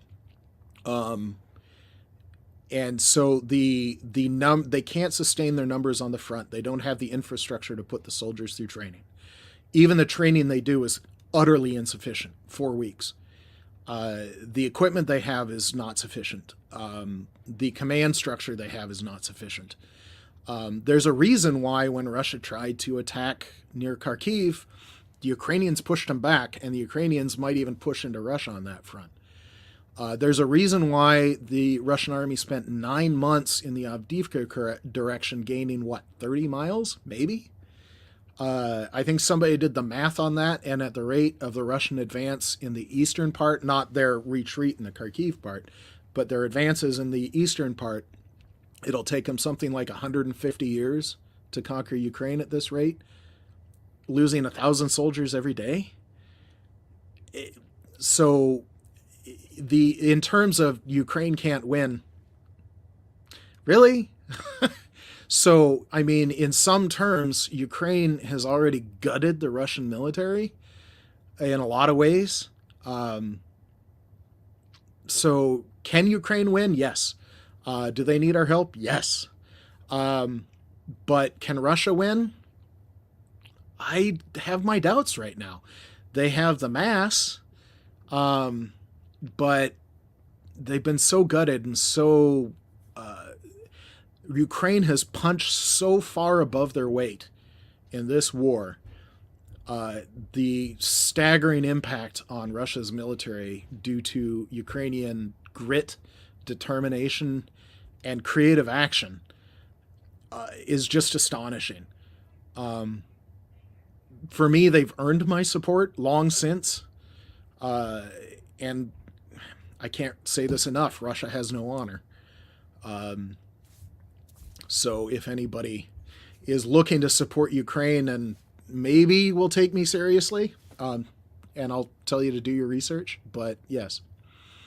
And I mean, I don't want to rehash what we talked about too much in the last appearance here with you, but Ukraine, just like Russia, having challenges with manpower on boots on the ground, and with the high levels of casualties on both sides, especially on Ukraine, that's becoming an issue. It is, and I'm hesitating because I have information that's probably governed by OPSEC, which is Operational Security. So I am not. It was given to me in confidence, so I'm not going to repeat it. Okay. But the public sources that I can talk about in the Avdiivka, I can't talk. In the Avdiivka direction, there's a lot of harsh consonants there. There were a lot of operations where Russia and Ukraine, anytime you talk about a battle, so like in the Battle of Midway that we talked about much earlier, the Japanese lost 4 fleet carriers and something like 350 aircraft and their trained pilots. The Americans lost 1 aircraft carrier and maybe 80 airplanes and pilots, and they recovered a lot of the pilots. So that was so lopsided, 4-1 on ships and a bit bigger on the pilots, because I think we only lost 30 or 40. So the rest of them, we turned the pilots back into a new plane. So when you're talking about the Avdiivka direction, I set myself up for that one. There were many days where for every 10 soldiers that Ukraine took out, 10 Russian soldiers that Ukraine took out, Ukraine was maybe losing 1, because defense is always the advantage, even in the face of artillery and all that kind of stuff. You're dug in. They don't necessarily know precisely where you are. You're not on the move, so you have protection that's right there. You don't have to move through minefields. So one of the things, and we might have hit this last time, is that even if Russia tried to clear a minefield, one of the weapons that America supplied to Ukraine was an artillery-delivered minefield. So as soon as Russia clears a path through a minefield, you can launch some shells and drop mines on that path that the Russians thought they cleared. So when they try and drive their tanks over it, that would be why Russia will lose 5, 10, 20 armored vehicles trying to attack, and all countless numbers of soldiers. And meanwhile, the Ukrainians they're taking shots at them. So yes, the Russian artillery will take out some, but when you're talking about the balance here, Russia is 4 times as big as Ukraine, but if the loss rates are 10-1 and Russia has a demographic problem anyway, their military age males are their smallest demographic. Yeah. I don't want to say Ukraine's winning, but they're doing a real good job. Yeah. And while all that's going on, people are still talking about peace. I've seen, I have to say, I find it odd, a little bit odd, that RFK Jr. keeps coming out and sort of blames Ukraine for the failure of peace, or maybe more specifically, he blames the United States and Britain for throwing a monkey wrench into Vladimir Putin's peace offers, which I think in the course of this, there may have been peace offers, but I'm not sure that they've been entirely sincere. Maybe a little disingenuous at times. Can I reframe that? So sure. When Russia says, well, let's have peace, and we want to keep Luhansk, Donetsk, and Crimea, and Kherson, those are the 4 that we want. But so the Russian army has proven incapable of making serious inroads the last 2 years. In some cases, they even got pushed back, like in Kharkiv recently. But they want peace and they want to keep the lands that they had. So this is very disingenuous, right? Mm-hmm. So when you look at it, the Russians will talk a big game, but they're actually negotiating from a position of weakness right now. They want to hold on to their territorial gains and protect their war criminals, but they don't want... You see what I'm saying here is that there's something wrong here. The other part of it is that in 1939, when the Germans went into Poland, should we have made peace there? Like, oh, you can keep Poland. We just want peace. I mean, you can keep Poland. Yeah, just how does that even make sense on a moral standpoint? So I don't quite get the peace thing. Yeah, I mean, I do see both sides. I understand. I get it. And Americans are very tired of war. I get that too. Yeah. But there's a very simple end to this war. Russia can just take its soldiers and go home. They can keep the remaining soldiers that they have. They can just go home. There's one party that's responsible for this conflict, and that's Russia. And trying to talk about peace and who's at fault, well, if Russia took their toys and went home, we'd have peace. One thing that you did bring up, Hungary, you showed that on the picture. I wanted to just dig into This is one of those current events, and it's not this specific news story, but sometime in the last day or two, Ukraine cut off half of Hungary's oil supply because Hungary gets most of its energy from Russia still, and it flows through pipelines that go from Russia to Hungary through Ukraine. When you're talking about a military target, that Hungary, the money from a nation that's not currently at war with Ukraine and technically is supposed to be on the side of NATO, that's helping Ukraine, but they are financing the Russian war material because the only Russian export right now is oil. That's pretty legit to shut down that pipeline. So Hungary is, they're talking about their national reserves already, but they're going to have to start talking about shutting down their power supply within the next 90 days. Sometimes, in some cases, maybe in the next couple of weeks. So when you're talking about Orban's Hungary, maybe that's not the most honest actor. So I can understand them moving high-level meetings out of Budapest.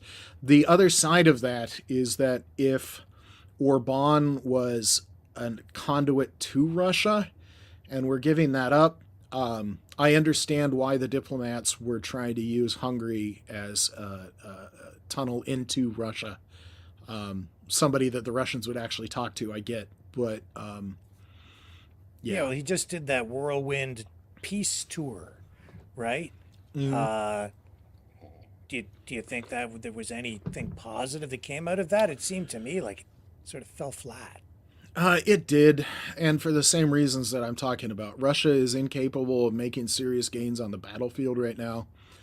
And when they try, they just take horrendous losses for minimal gains.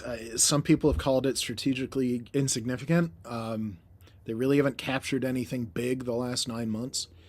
And then they're trying to talk about, well, okay, we can't really win, but we want to win through negotiations. We'll lie to you and we'll negotiate peace, and maybe we can win that way, even though we can't actually win, or we're going to have to struggle so much winning that, so there's a reason it fell flat. Nobody's buying what he's selling. Yeah. And I mean, I've been critical of the Ukrainian government here. I don't like, the list of journalists that they target. Ukraine citizens are often critical of the Ukraine government, sure. even when they support it. So there's reasons for that. And I'm critical of Russia as well, because they have an American journalist in custody right now. Yeah. Yes. The famous one from, I like to say, the Wall Street Journal. Gershkovich. Thank you for the name. It wasn't popping into my head. Yeah. and we've called that out too. So I'm not popular. I'm in the middle of the road getting run over all the time. But you know, that's my job, and that just comes with the territory. I'm just trying to be fair and balanced, and I have to say, Mike, tonight I think that everything you've been saying has been honestly pretty balanced. You're not sitting there saying, I "Don't try listen and- to those guys. Everything they're telling you is a lie." I haven't heard that even once from you. I specifically told you not to trust somebody that says that. So, just as a a general piece of research advice that you don't trust anything until you can verify it. So, I know I've been talking a lot. I didn't know if you wanted to go to any audience questions. I didn't know if there were any. We can. I can. It's up to you. Here. I've got more to talk about, but sure. Sometimes I get sick of my own voice. Do you guys have any questions? I can. I'll look in the Rumble chat as well. Let's just see here. If anyone wants this shirt, this is an example of Ukrainian grit and determination and ingenuity. Yeah, Grizzly 2 Sucks says, no surprise, Rick is very pro-Russia in his coverage. Well, we've had a lot of, pro-Russian people on the show. No question about that. I would say, and I told you that I watch I've got like 3 words of Russian, so I need the translator, but I watch RT to know what the Russians are saying. Sure. And also I watch RT so that when I hear what RT is saying, and then I hear the exact same words coming out of somebody else's mouth, I know that they're just repeating the Russian talking points. Yeah. And what was it here? This is too much for air. Rick thinks this guy is balanced. He needs his scales checked.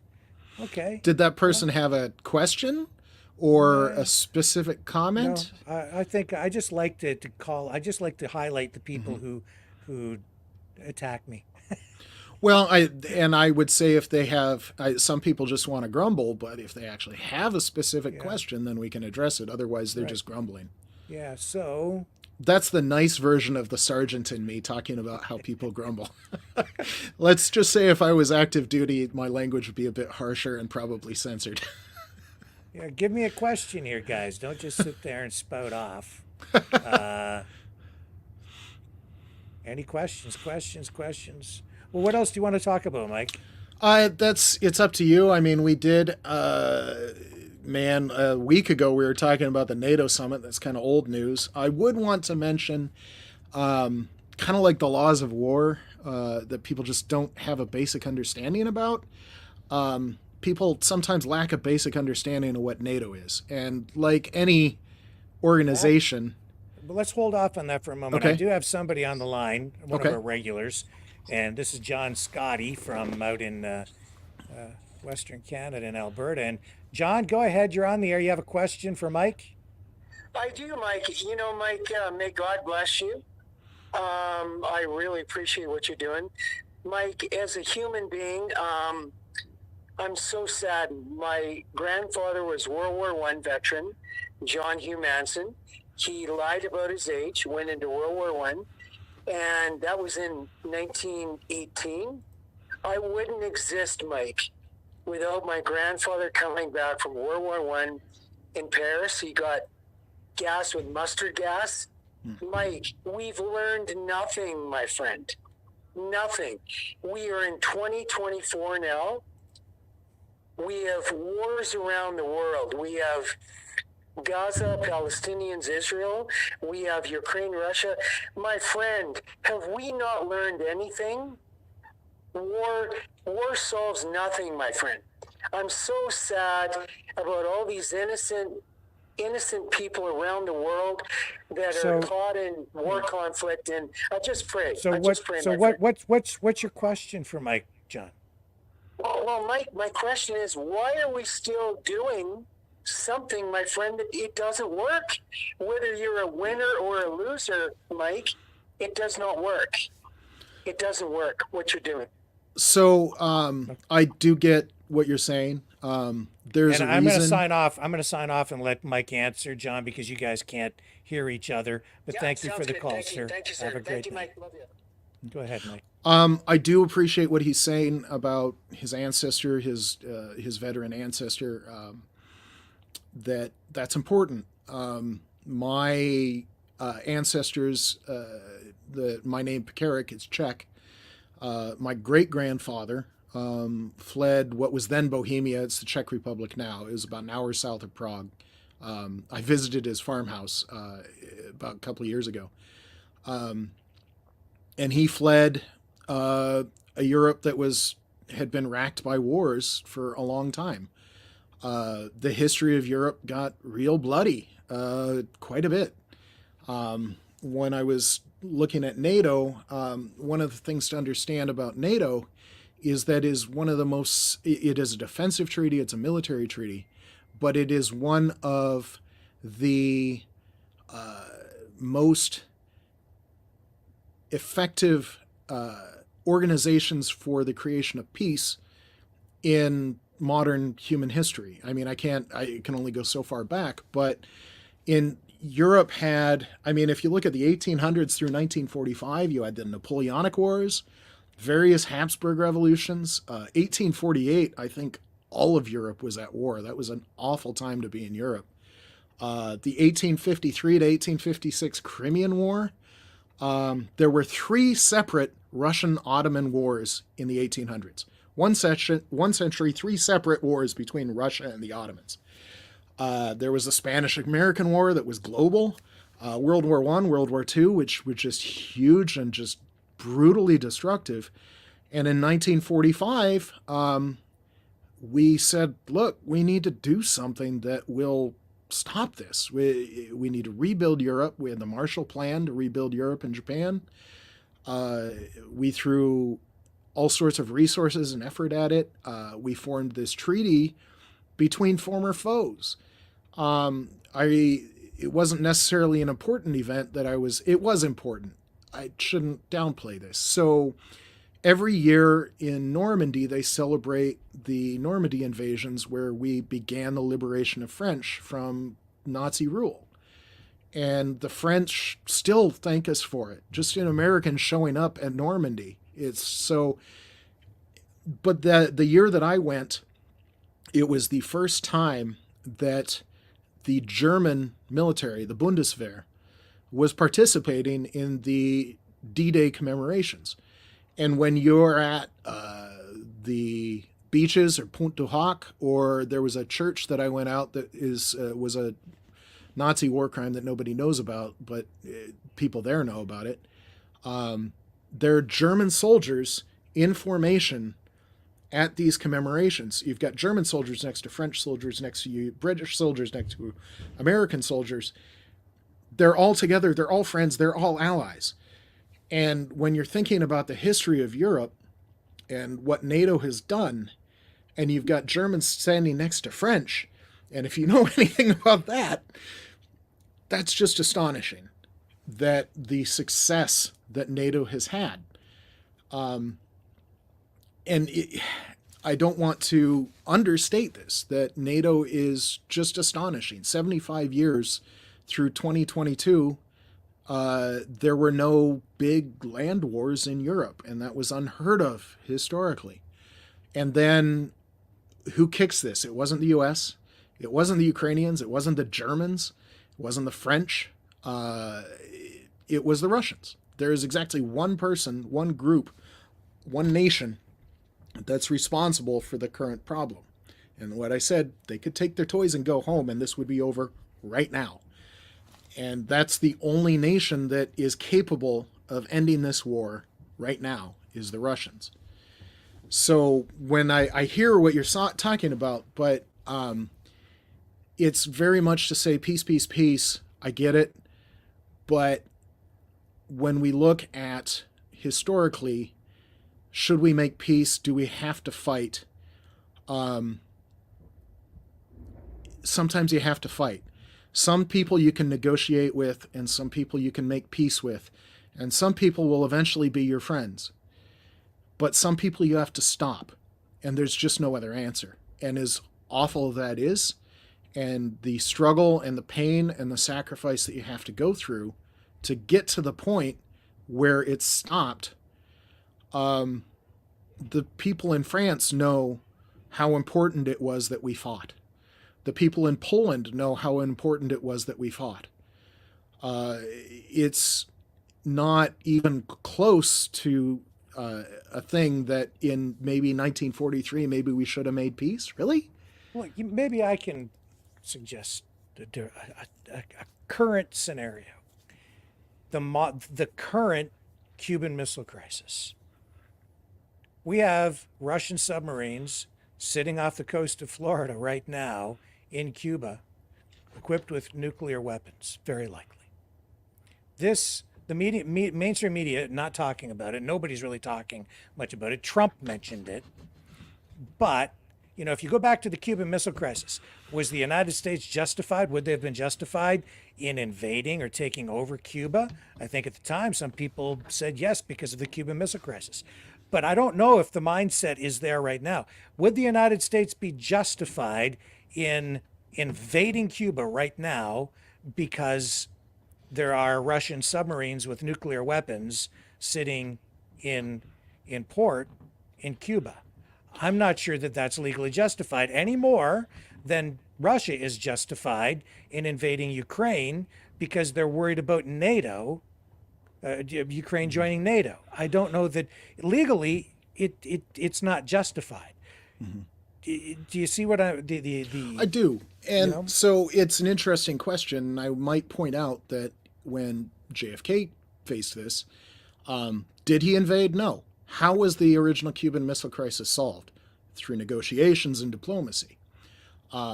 We ended it up. Well, there was the Bay of Pigs invasion. Yeah, prior that's to that. True. That's a little bit different scenario. But that's a little different. He green-lighted it.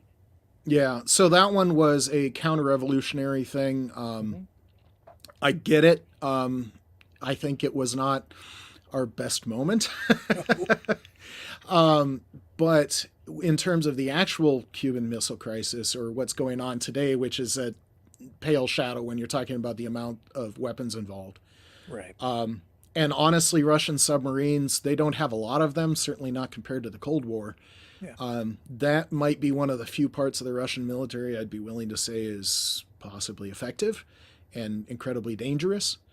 And I'm sure that the West has been tracking all of these submarines. And when I'd like to say, I can't remember the name of the class of the submarine, but it's one of their new ones that went into Cuba.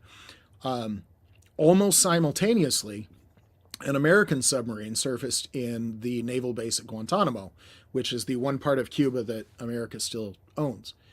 That I would bet a lot of money that was the submarine that was trailing the Russian sub.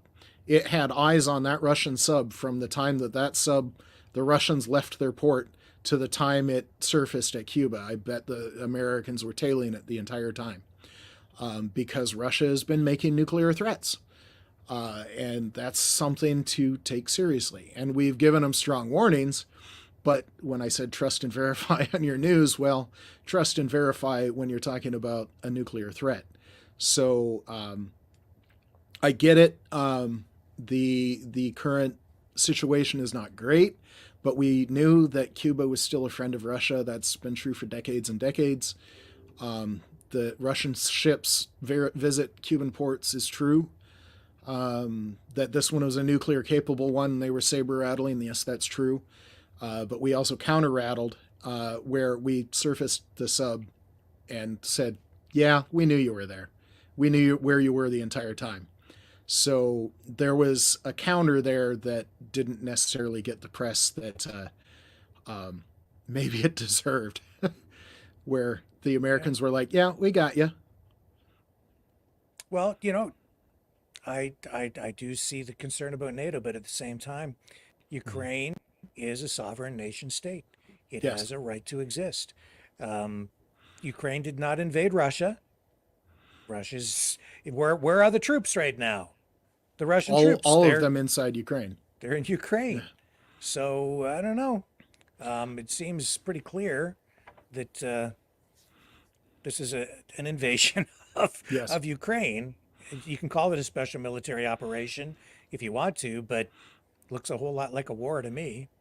Yes. And it's interesting that that they're not even allowed to call it a war. So Yeah. there's a whole song and dance that you can talk about with that too. Yes. Any other questions here, guys, for Mike tonight? Oh, there was somebody here. I think we sort of you sort of addressed it, but I guess people want to know again, or Sure. maybe elaborate. Yes, Rick. Someone asked, where does he see things going if Trump is elected? So that's something that I can't really talk about except in a personal. And since I have my official affiliation right underneath my name, I can't really talk about it as official. So it's similar to when I was an active duty military person and I was in public in my uniform. I was literally the voice of the United States Air Force because I was wearing an Air Force uniform at the time. So right now I can't really speak to my personal opinion of that. I do think that NATO has been working to. One of the things I didn't mention when I was talking about NATO is I talked about the percentage GDP of various nations, but when you're talking about the actual dollars on the ground in terms of NATO military expenditure, the United States has a $28 trillion economy. It's the biggest economy in the world. And the rest of NATO, all of the other 31 nations of NATO together added up, have $24.5 trillion in gross domestic product. Now, America has 330 million people, and the rest of NATO has 563 million people, so they have not too far away from twice the number of the American people and the rest of NATO. But by far, the big heavyweight in NATO is the Americans. And that's just on a numbers game. You can't get around it.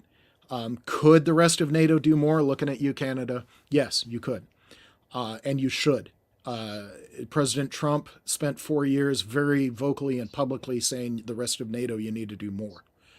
And he was. In fact, I think they're making the 2% mandatory as of the last meeting, right? They were trying. But like I said, sometimes this takes some effort.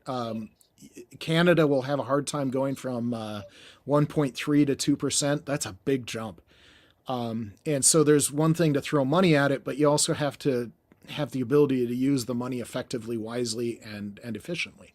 So there's a limit to how fast you can throw more money at it. So you can do it, but you have to be careful.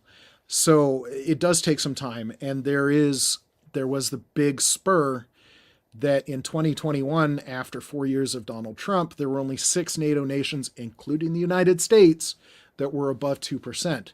And by 2023, a combination of President Biden's leadership and just the sheer grit and obvious choice that we needed to support Ukraine, and the fact that Russia was willing to invade a nation without provocation, all of a sudden, a lot of NATO nations say, we could be next.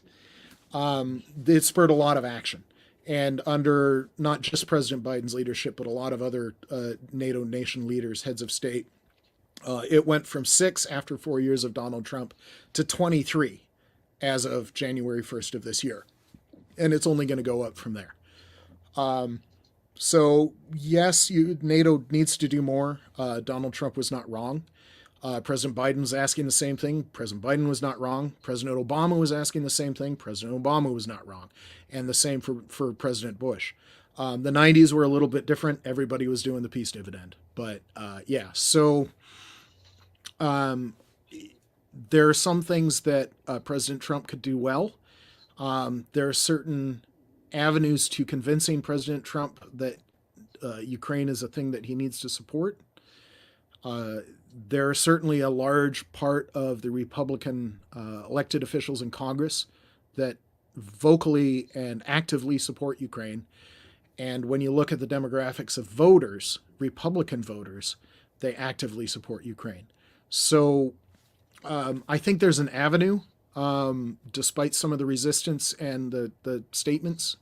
I think, like what President Zelensky said, that if that happens, then, well, elections have consequences, and that's where we're at, and that's what we work with.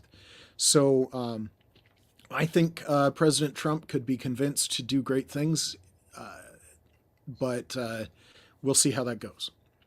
And we have another regular on the line here, a contributor to the program. We call him Dragon. Is Ian. Go ahead, Dragon. What's your question for Mike? Well, my question for Mike would be, how is the situation with the Cuban crisis that we have now? How bad it is? How serious is the situation? And is NATO or Canada should have done more to that, to pressurize Russia not to be sitting around our borders? So how serious is the situation with the Russian subs in Cuba, and or should Canada have done more? Should we be doing more on the Canadian side to put pressure on Russia? Is that the question? That's pretty much it. Yeah. Okay. All right. I'll hang up and let Mike speak to that. Thanks, Dragon. No problem. So, caveat here, you're going to want to do more research, but my impression is that it's not anything that we haven't really seen for any number of moments of Russian ships visiting Cuba than we haven't seen for the past several years. There was a hiatus. There was at least more than a decade. I'd like to see even more than 2 decades where Russian ships were not visiting Cuba, and then they restarted. And that was some cause for worry, but the Russian Navy is significantly smaller than it was even 30 years ago. And I mean, the American Navy is not as big as it was either, but the Russian Navy just got gutted. So they are finally building more decent subs, but their current version of an attack sub is a 1980s design. The first copy of that class, I think, took like 30 years to build. They started it in 1988. I don't think it finished until the last couple of years. So it was just sitting there for a long time. It could possibly be an effective submarine, but that remains to be seen. So I don't think it's any more serious. I think Russia wanted to make it serious. I think maybe during America's silly season, maybe some people were blowing it up more than it should be. It's just like, oh, there's a Russian sub in Cuba. Why didn't somebody do something about it? Well, we don't exactly give orders to Russian subs, and Russian Navy vessels visiting Cuba is not unheard of. So it's one of those things. And like I said about the American submarine that surfaced almost immediately afterwards, that was kind of one of those, we got you. Yeah, we've been watching you. We're here. Yeah, that I don't think it's as serious as people are making it out to be. It's always concerning, but like I said, Cuba's been a Russian ally for a long time. I think it's in America's best interest to fix that. And I think for a while we were moving in that direction. I'd like to see us move in that direction more strongly now. I think the Cubans are ready to be friends with America again, maybe under better circumstances than in the 1950s. Again, maybe not our finest hour. But I think the smart move would be to flip Cuba. That would be the smart move. Make that into a friend of the West. Now, in terms of what Canada could do, I think they're already doing some. I know Canada has some internal politics I don't necessarily understand. But they are making some big moves. Seems like forever ago I mentioned the Americans in 1934 saving their shipyards and building the ships that won the Battle of Midway. We're doing that again, but Canada is starting to bulk up their Navy. They're starting to recapitalize their Air Force with new jets.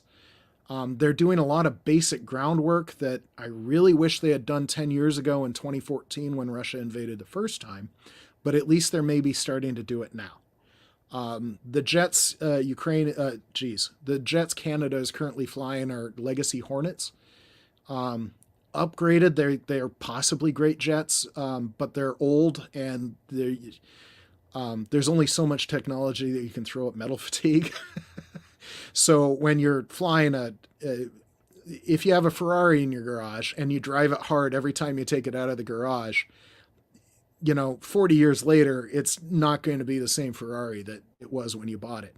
So the same is going to be true of those legacy Hornets, the F-18Cs that Canada flies. They were great jets, and with upgrades, they're possibly still great jets, but they're old, and there's nothing that can fix that other than buying new jets. So Canada's trying to do that. I believe they've got a frigate program. I'm trying to remember if I was reading about submarines or not, or if I'm mixing that up with another NATO nation. But there's a lot of basic work that Canada is doing, and they should be doing, and they should have done 10 years ago. I think we bought some used subs. I think that's actually what we did. That's not necessarily a bad thing. Did they leak? I think so. Okay. To go with our canoes, but used isn't necessarily bad, but used can be bad. That was a few years ago. I might be a little out of date on that information. Yeah, I'll look that up again. I don't remember what the story was, but I do know that there is a surface ship program, a major one that sometimes Canada doesn't get the credit it deserves for the contributions to the Battle of the Atlantic in World War II, where Canada had a very real and significant naval presence, fighting the U-boats especially, but doing other things as well.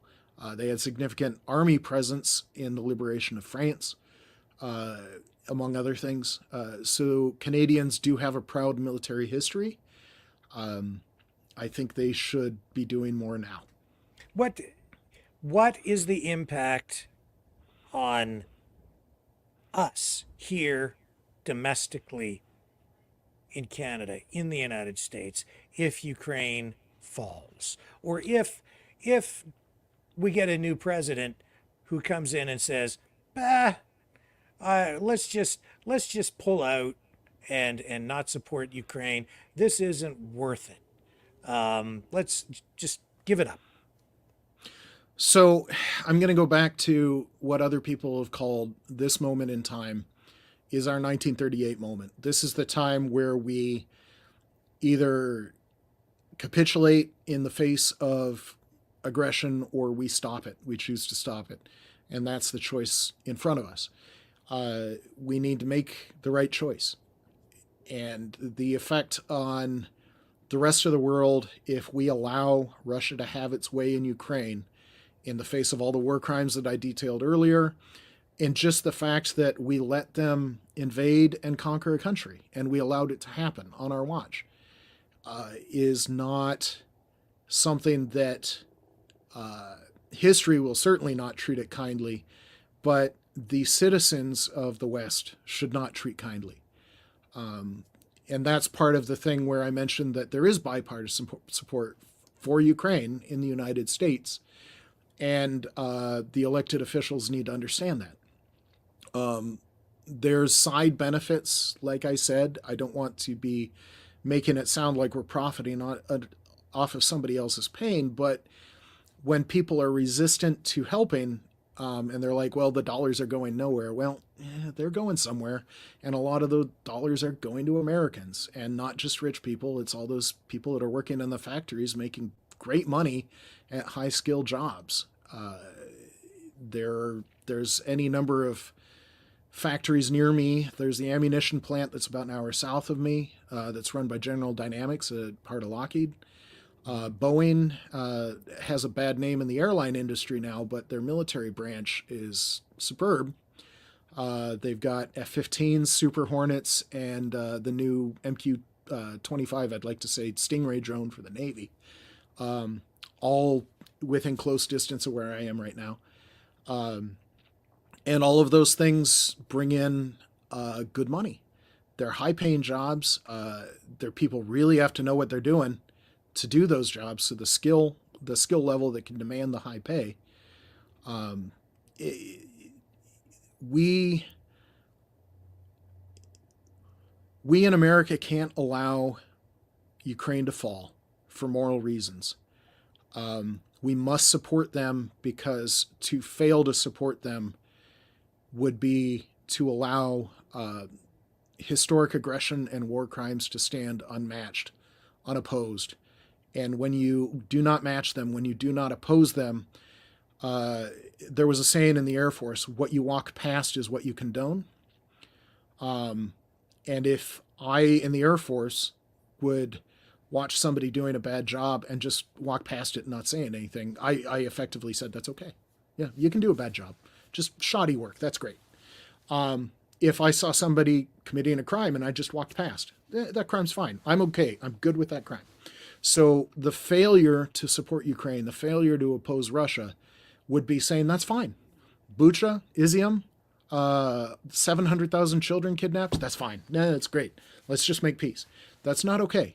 That is not, when I say this is the clearest moral choice of our time, I'm not joking. The stakes are real, they're huge, and history's watching. 10 years from now, what would they say? 20 years from now. We need to be careful, yes, but we need to act. There's some things you negotiate with, and there's some things you stop. Now is the time where there's something that you stop. There are people on the fence, and like I said, there's the arguments for that too. Mike, I appreciate you joining us here tonight. I want to have you back real soon, because there's a whole other list of topics that I'd like to have you comment on, but we're out of time tonight. Okay. I'll just throw it to you for a final comment. Anything that you think we might have missed, or just a final wrap up? I wish I had said my last statement and cut it short, that we're at our historic moment where we need to respond and we need to stop, and that's the only clear choice. Anything else is condoning heinous war crimes on a staggering level, and there is no other choice. I don't know how to put it more clearly. I want to reemphasize, people need to do better research. Don't take my claims at face value. Look them up. I can send you links for the places I found some of this information. I'm happy to do that. And inform yourself and become educated citizens, but not only from one source, not only from one perspective. You need to hear the people you disagree with to understand where you're wrong, because nobody will tell you where you're wrong faster than somebody that disagrees with you. Or you need to understand why you disagree with somebody. If you don't listen to the people that you disagree with and actually try and wrap your head around what they're saying, you have no idea why you disagree with them. And so your disagreement is kind of pointless and mindless at that point. And why are you even thinking, why do you even have that opinion if you didn't do that? So that's one of the main reasons I listen to people that I disagree with. All I can say is become an educated citizen and understand the magnitude of the problem and the magnitude of the crimes and the magnitude of the historic moment, and really gut check yourself on what is necessary now. Okay. Mike Pekarek, thank you very much. I'm going to sign off. Stick around for just a moment, Mike. After we sign off, I just want to talk to you about one thing before we part ways. And folks, you know what's going on out in the world. People are wondering if Joe Biden is even still alive tonight. So, but we're not going to go down those rabbit holes this evening. I think we've had ample opportunity to explore a wide range of things this evening. So we're gonna wrap it up. I'll be back tomorrow night, 7 p.m. Eastern Standard Time. Love you guys. Thank you all for hanging out here tonight, and hopefully I see you all back here tomorrow night on the flip side.